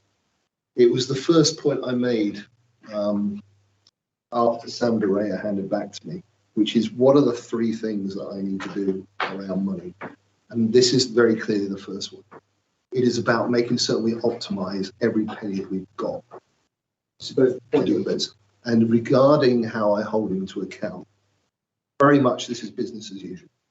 It's primarily conducted through the work of the Resource Control Board and the Capital Strategy Group. This gives early sight of any adverse variances together with action taken to address them and any implications of these. Other boards will provide detailed monitoring of individual projects and their outcomes, such as PRISM, which is around technical solutions, or indeed the Innovation Board. And the Strategic Performance Board will provide oversight to check that we get desired outputs of activity. So those are the threads that we've had in place. In addition to that, I discuss with the Chief Constable about making every penny count on a regular basis every Monday as part of our discussions. We have a Chief Constable who understands finance. We have a Chief Constable now who also is putting in additional measures. He is putting in cost challenges to the force, particularly around things like looking at the savings that we needed to make. So he is looking to optimise every penny. It is a shame that he wasn't able to be here because I'm certain that would have been part of his presentation. I'm confident that I have the processes in place and also the desire from both parties in order to address this specific. You're comfortable? I am incredibly comfortable, and we are also forming a collective around some of the national issues which I alluded to earlier. I do think it's this panel's job to seek assurance from you. Absolutely right. So moving on then swiftly to the rural crime, item 8. First off, thank you to your team, Adam especially, for producing comprehensive report. Thank you to Les, Dave, for producing PIs of inquiry and questions and working with the OPCC and Mark in order to move this subject forward. So on that, I'm going to hand over. Okay. Well, look, thank you very much indeed. You will know that this is a priority in my policing crime plan. The reason that came about was very much from people at Dorset in the rural areas explained to me the issues they felt. They were along the lines of, there was 3 threads. One thread was around specific crimes which occurred in the countryside. Things like hair coursing, things like poaching, and I would add farm theft to that, which they felt were under prioritised from Dorset Police. They also felt very clearly that the rural crime team, whilst the individuals in it were absolutely brilliant, and they had far too much to do. There was 2. The third thing was also the issue around isolation, the issue around connectivity.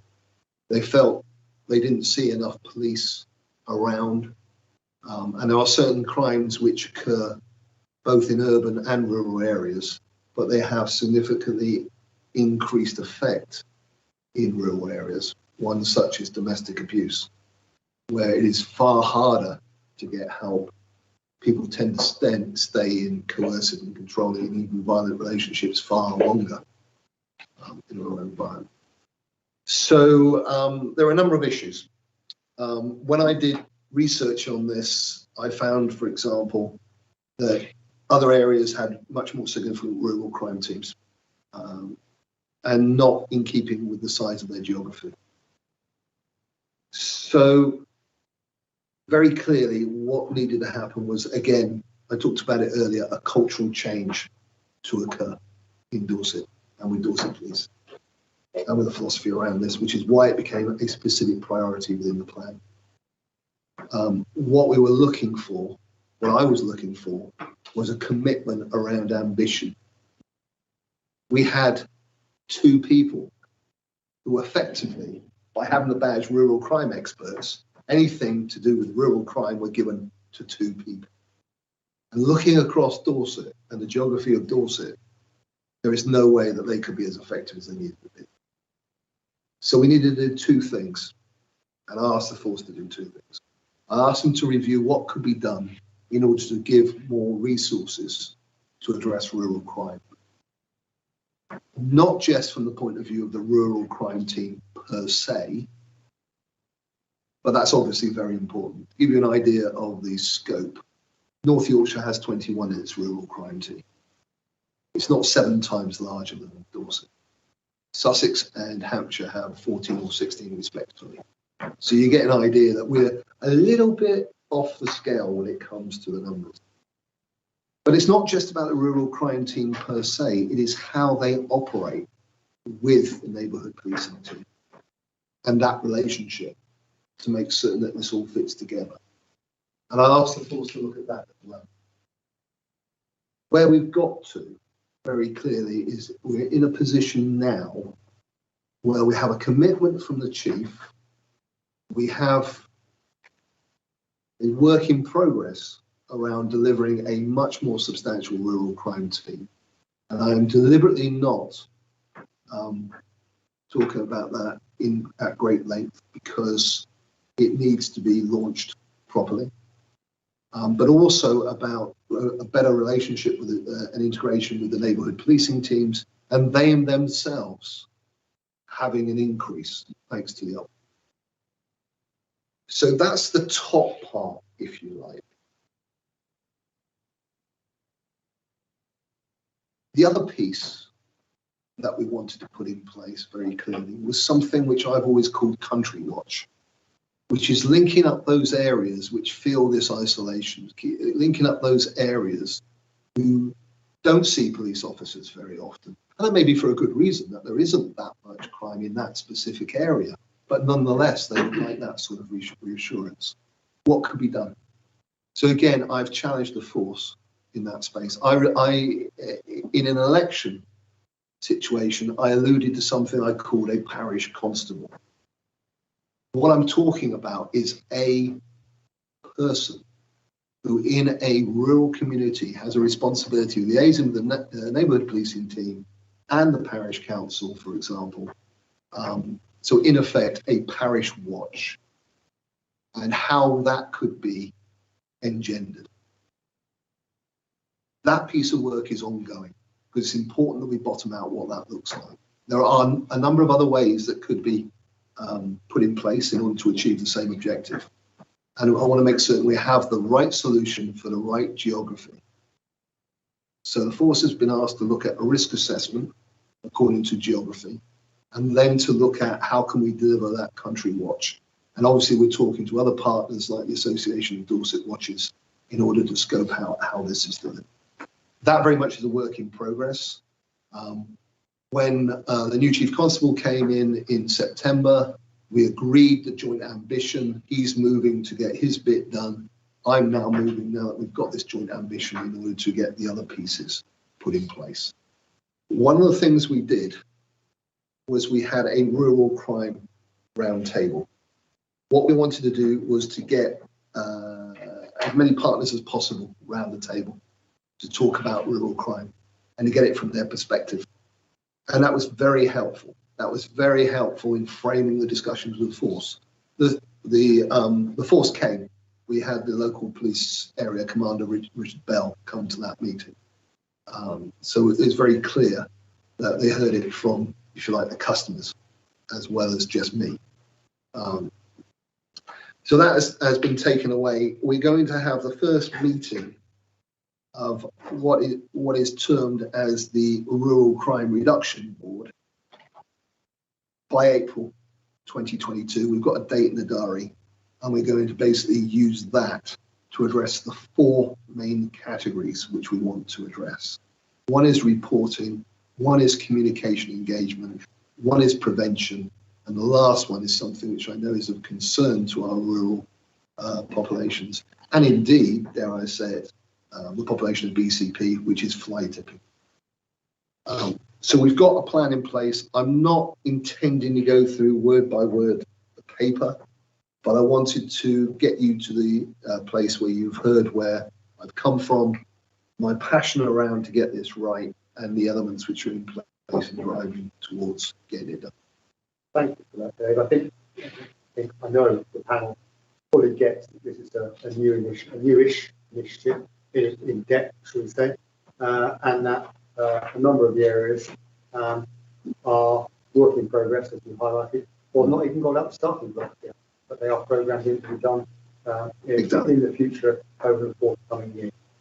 Les, your topic, your key lines of inquiry. So thank you, Commissioner. I welcome your report. There's a lot of good work in there, and I'm grateful to Adam for his work and for meeting with David Taylor and myself and taking this forward and the work on this report. Two things in there that come out of that that's constructive. I don't know, your meeting with Kingston Ward, am I very impressed with the list of people around that table? Have you got active students coming to that meeting with you, as well as the manager of Kingston Ward, do you know? There's young farmers, the up and coming farm managers, the sons of the farmers, will be motivated to make change rather than the people employed with or doing at the moment. The young farmers are quite engaged. So that's a really interesting question. It's something that board membership, whilst we've got a lot of elements within it, that's a good suggestion. And I'd be interested to understand whether we can link in with the young farmers and who the right person is. So I'll ask my team to take that one back. Somebody at Kingston Ward there, Luke Luke should be able to tell me. So they will engage in the best future clients. The other one I'm very, very pleased to see really is here is paragraph 3.7, the bottom part of that, the fact that student officers who have passed their probation will be linking with the team. If I'd said to many people around this room, what is a mule, what is a Merlot, what is a John Deere or a Deutz, they probably respectfully wouldn't have a clue. So when you're asking police officers to go and stop that lorry, that curtain side lorry with 3 mules on it, most people here always have mules will think of a 4-legged animal or something like that. And I think that is going to make the biggest difference. Potentially, what you're doing is going to have will gain that knowledge across the force, because that's something I struggle with, getting knowledge of what is rural crime and what is the machinery involved and the value of it with those officers. So I welcome that report. No, listen, thank you very much indeed. That was a fundamental core part of the conversation that I had with the rural crime team. Back 3 years ago. Tom and Claire. Yeah, they said it's all very well us being the experts, but actually it would be really good if the neighbourhood policing team understood this stuff, so we could deal with the really complicated issues. And many of the heavy, expensive machinery will be taken away on curtain side if they're brought. Yeah, well. Officers stop a Land Rover and trailer with 3 quads on it. They won't have a clue where to look, what the problem is, or where the identifying. So all good there. Thank you. Good. Excellent. Yeah, just to emphasise exactly what Les is saying, really, because I work quite closely with Luke Ray. He's brilliant, absolutely brilliant man. The thing is that he's got a good team. The other thing, fly tipping, I know you're on it. I know you're on it. It's just getting worse again out of the back roads this time, and on side lands, especially on the back of Pebble Road and stuff like that. It is happening all over again. It's just that, but I said you're on it, so therefore, we'll keep an eye on that. In this case, thank you very much. Brilliant. Thank you. Commissioner, to come back on that on fly tipping, one of the things I struggle with as a Dorset councillor is the fact that we, with our recycling centres, we charge people to go in there, some stuff, and it seems to be a bit of an own goal. We charge them to go in there. Well, I'm not going to pay that. They go down the road and dump it down the road. But whether there's a conversation that you can have that appropriately manages those. Well, it sounds like you're asking me to do your councillor. No, I can do that. Don't you do it? Oh no, absolutely. Yeah, absolutely. Thank you for that. I'll take that back. And in relation to my question around shotguns, you've seen the question there. Why is there such a backlog of grants and renewals for shotguns and firearms licenses? Where are we now?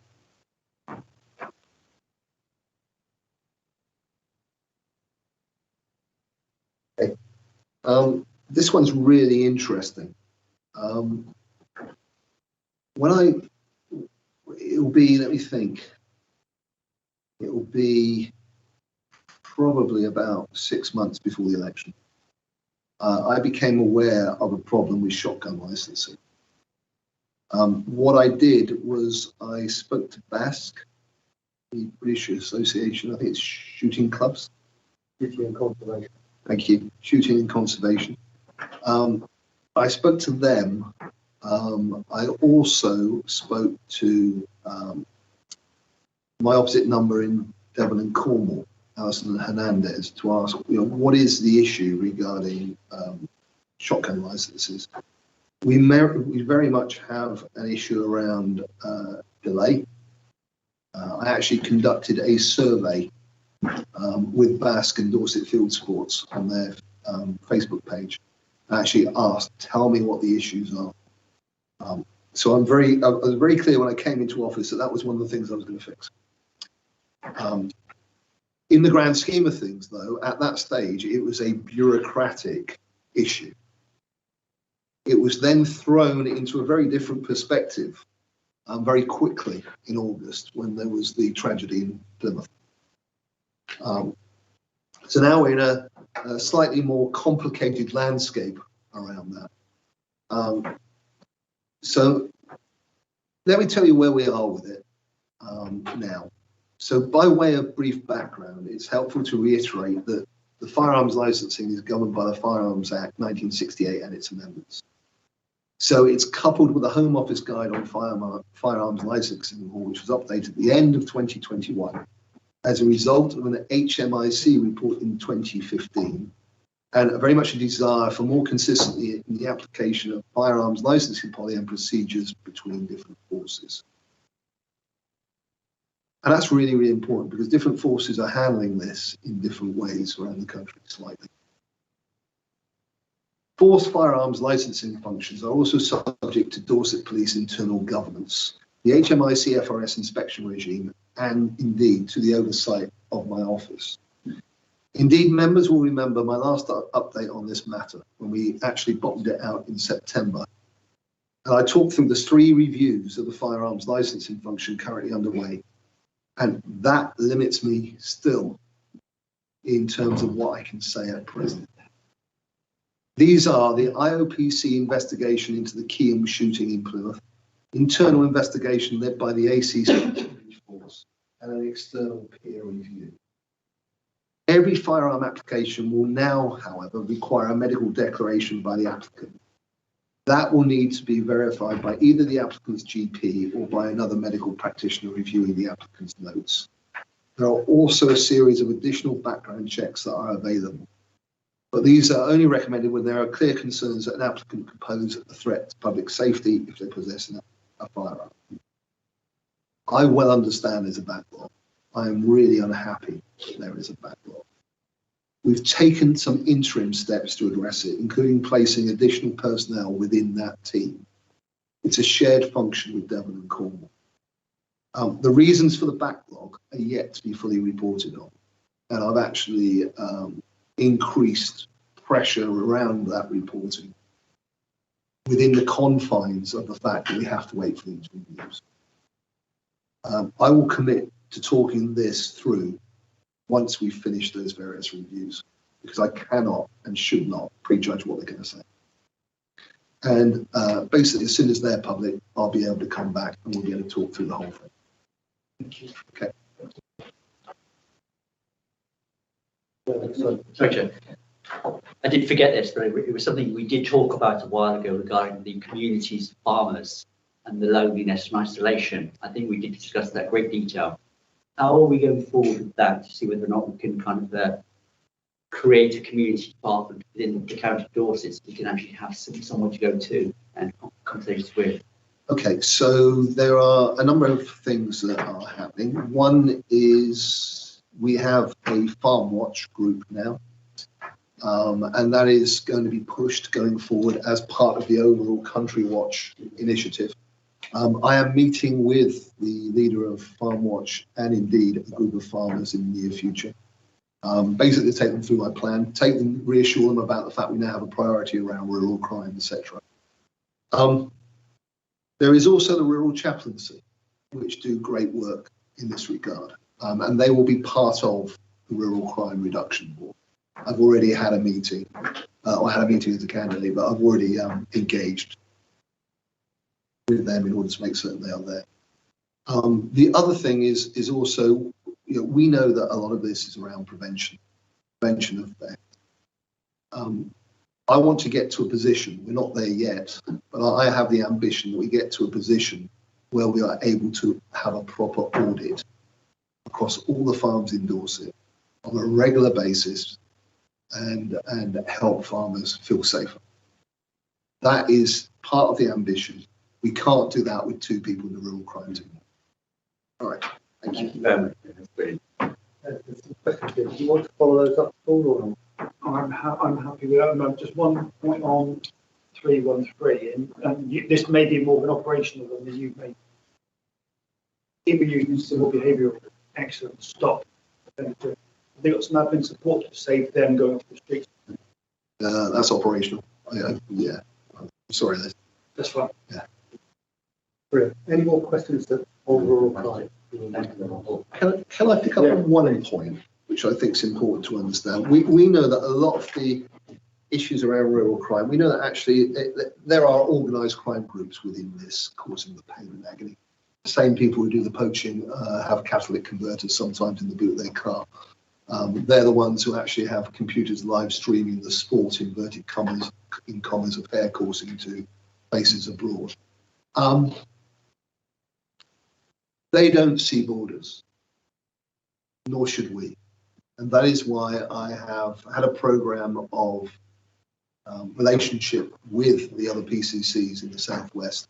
I've met with Mark Shelford from Avon and Somerset to talk about the Northern Edge. I have met with our strategic alliance partner, Alison Hernandez from Devon and Cornwall, to talk about the Western Fringe. I've met with Donna Jones from Hampshire to talk about the Eastern fringe. We have officers from Wiltshire and Hampshire who are on the operation that I saw last week, which actually was taking down poachers in Dorset. The only one left to do is Phil Wilkinson, the PCC of Wiltshire, who was late for various reasons. And I'm meeting with him next week. We talk on a regular basis. We have a collective vision for the Southwest in a way that wasn't achieved before. And we are determined that we are not going to have organised crime groups in the rural community causing trouble. I thought it was just important to mention the work in that space.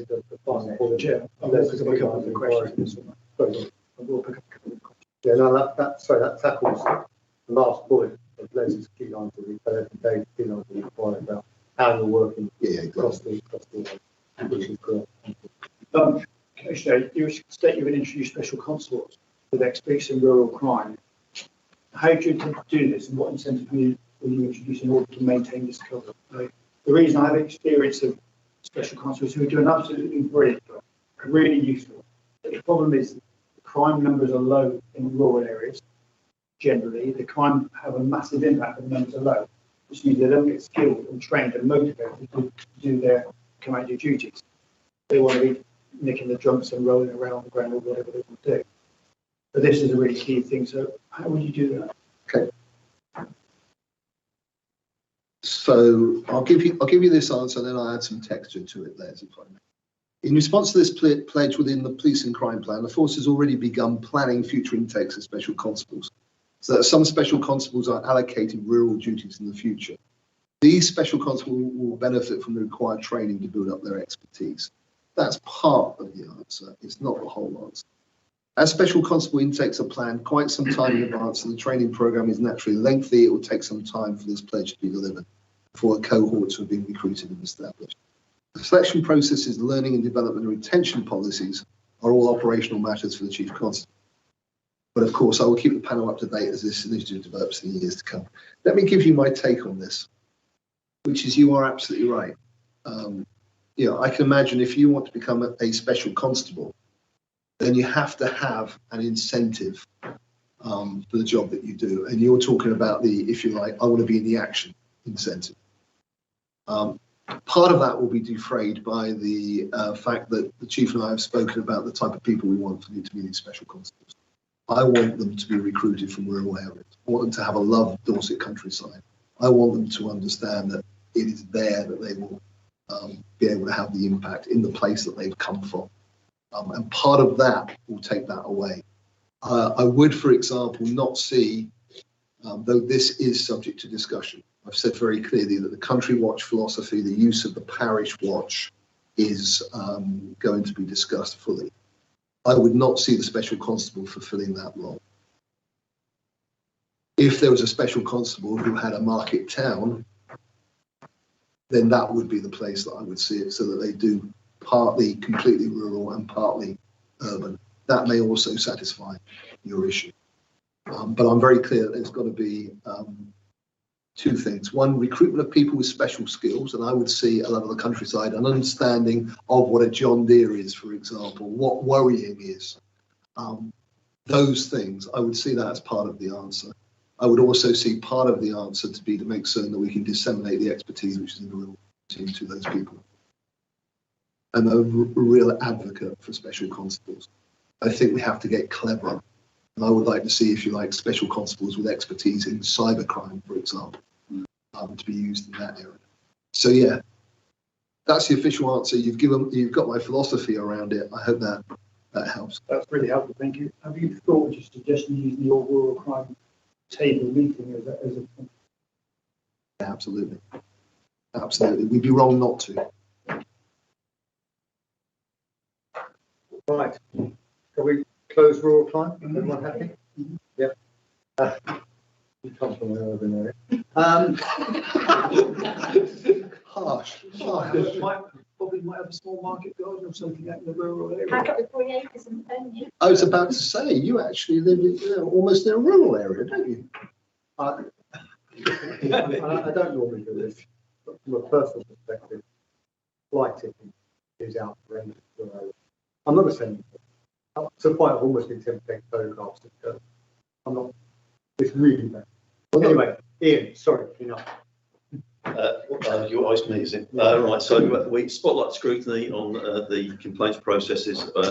It's been done. Obviously, you've had a copy of the report for you to note. We've done the normal stuff of, to get the evidence to what we said we were looking at. We looked at the participants, like the police, the OPCC, what the external people say, you know, OPC and HMIC, and then what the data says. And if two of those three say the same things, then we're generally happy, or there might be a question to ask. So that was the process that we used. The actual steps and answers to each of our key lines of inquiry in the report.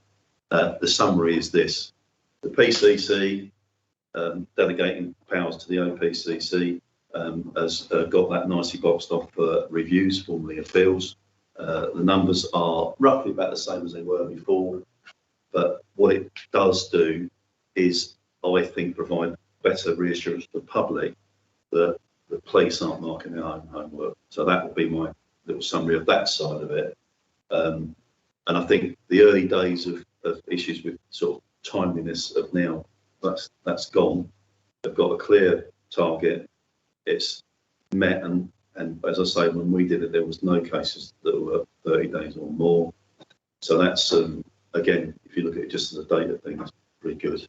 So and then the second part was to look at how the PCC is making sure that the system police complaints is fit for purpose and is being the legislation, the policy is being applied by the police, so that they record properly, they allocate and they investigate. So with that, they're just on police performance alone, Dorset is performing well in that area in terms of numbers of complaints per 100,000 residents, a number of complaints per 1,000 staff. And then in areas such as the timeliness of recording and completion of investigations, they are as well. And how the PCC now will hold them to account is slightly changing with the combined ethics board, ethics and standards board, which I think will work better than having 3 or 4 different looks at the same subject, because it roughly stop and search, the custody, the complaints, and a couple of other things, their topics ended up roughly the same things.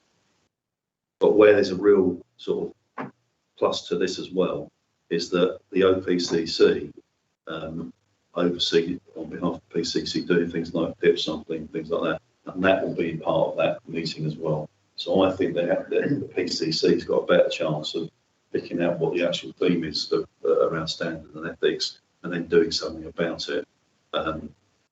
I know there's always an argument about how many cases you will read to satisfy yourself. There's no national guidelines on that, so it's a bit of see how you go and balance against a number of files to look at to get what feedback you need without overdoing that, because it's a waste of time. But also it gives an opportunity, if there's a theme within that board, you can look at the, say it's about incivility, you can do that as your spot checks of your files rather than just doing every 10th one or whatever you're going to do. So I think there's good opportunity in that board to bring together a lot of things that are going on all over the place. So that's a good plus. I think the only issue that I found was that at the moment it's difficult for PCCs to compare themselves around how they're doing reviews, because that data isn't collected nationally by the OPCC. I would suggest that, as per the report, that the PCC may want to look at that with its colleagues to see whether there's they can push the IOPC to put that information in their annual report. That would be the only thing that's lacking. And I think that would help also in the future for PCCs to see whether where PCCs have taken on a part of the process or a lot more of it, as they could do under the new legislation, whether that's worth doing. At the moment, you haven't got that data to compare. So I think that is I would say at the moment, you'd want that data, because on a very scant read, if you look at North Yorkshire, we've been doing the full cream model, as I like to call it, some of their average days to finalise is I think 74 days compared to Dorset, which is 41, which is about the average. So there's evidence there that you might need to look at, you know. So I think it's something in the future, if the PCCs can get the data across the 43 forces, they can make an informed decision. So, Ian, thank you for that. I'd like to give some reassurance around that. This is an area which we've discussed as PCCs. Certainly in the Conservative group, we've discussed it as PCCs. Because we've all got in and we all want to do exactly the phrase you used it about not marking your own homework. Yeah. We've got in and we've all looked at it in order to try and judge that. And you put your finger on it with when you talked about North Yorkshire, because that philosophically looks like a really good idea to take it completely away from the force. But if you do that, at this moment in time, you get a significant delay, as Ian spoke about. The other thing is I'm not prepared to ask the Dorset taxpayer to increase my office by the number of people it would be required in order to do that process internally, which would be significantly more than we currently have. I want that money to be used with the force around frontline officers. So at the moment, if Ian is comfortable that our complaints process is fit for purpose, I'm very comfortable that it's fit for purpose. And I'll keep an eye on the national picture as it is. Yeah, I mean, I think in summary, it is that, you know, you've got my little dabble look at it is comforting, for want of a better word.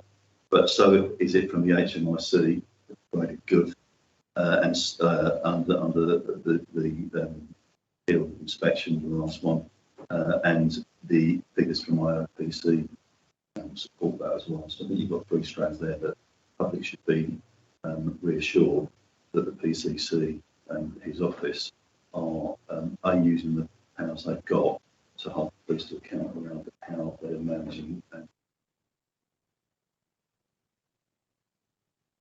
That's done then.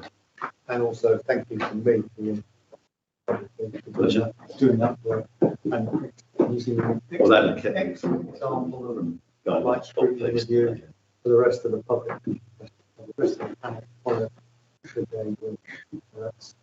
So that bit of scrutiny is done, and that's on to the work plan. Before I finish, thank you to your team for supporting me in that, and also hopefully gives you view that this provides a third-party avenue for you to use in future should you come to any criticism or what have you.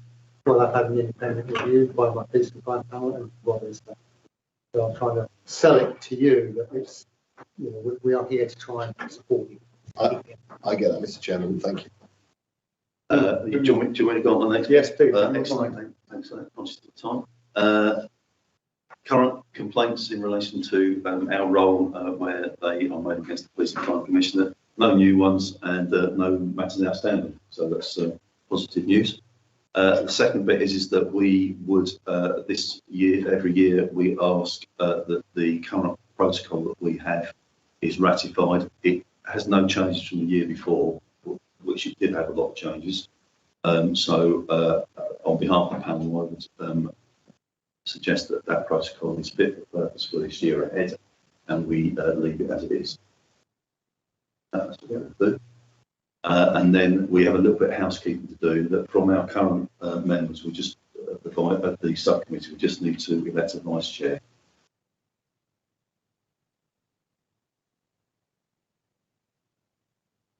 So it would be asking from members of the subcommittee if we've got any proposals. I'm happy to propose Councillor Maintain. And first question is, May, are you happy with that? Yes. And I'd like to second it. So what our proposal would be, as I understand, there's no objection to it. Our proposal to you, Chair, is just that I stay as the Chair and May becomes Vice Chair. Again, mate, thanks for stepping forward. So that's us done, thank you. Chair, can I just ask for an action case from you? Oh, you can ask all you like. Thank you. And if we could just review the makeup of the panel, that'd be really appreciated. Yeah, we're going to do that because we want to make sure we're back to 5 full members, but we need to come back to you with an agenda on. We've got enough players, but Yeah, leave that with us. Players around the table. We'll come back to you, to Mark, to make sure you've got the agenda on, because otherwise we can't do it. Excellent. Thank you again. Mark, anything to add to any of that? I think just in terms of the complaint protocol, we're agreeing that we keep it as is. Both rooms. I propose that we can take protocol as is. I would second that. It's really robust and fit for purpose, and thank you. And also in the minutes to thank Ian and his team for putting it all together in the first place. Can I ask a procedural question? Really nice, yes. No, I'm not. I wouldn't dream of it. I just know from having been a governor that if you miss a certain number of meetings, then obviously you should look at. Is it the same? We're looking at that. Just there. Thank you. I personally have asked Taskmaster.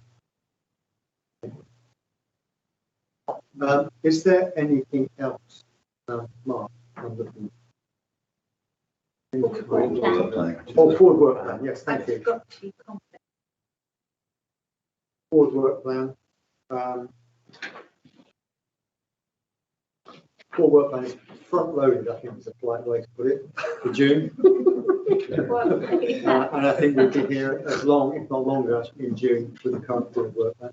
I was going to say for if this item had a conflict of interest, and I would be marking my own paper. So I think from the panel's perspective, with support from OPCC, we will be holding a meeting on 23rd of March. Means yet to be determined, but probably hybrid if possible. Get as many chaps and chapesses around the table as possible. And we will thrash out full work. I know we tried to do it back in November, and it all got steamrolled on. But I'm really hard over, we need to do that and nail it probably for the next 2 years, I would guess. And entrench items in there. You know, I'm going to work with. Right, item 12, no urgent items, unless anybody tells me differently. And item 13, exempt business, as far as I'm aware. Looking at Elaine, we haven't got any exempt business. Thank you very much. Before I close this meeting, I'd like to go around panel members to see if anything wants to add at all. Yes? No, nothing from me. Thank you. No, thank you. We as councillors, we get all sorts of meetings about all sorts of things. This has been a remarkably positive and constructive meeting. So thank you very much. Thank you. I'd like to second that. I think that's been made. Well done. Thank you. They've stolen my thunder. Thank you very much for outstanding performance, and especially thanks to your team for their hard work in the background to make these things work. So I really appreciate that. May. Yes, I've just noticed that the meeting for the 23rd is a forward plan challenge session. So I've got a couple of things that I'm thinking maybe we should look at. So I'll Bring them along. Brilliant. On that high note, then, chaps, I'm going to close this meeting. Thank you. Brilliant. Well done, Chair. Thank you, Chair. Thank you.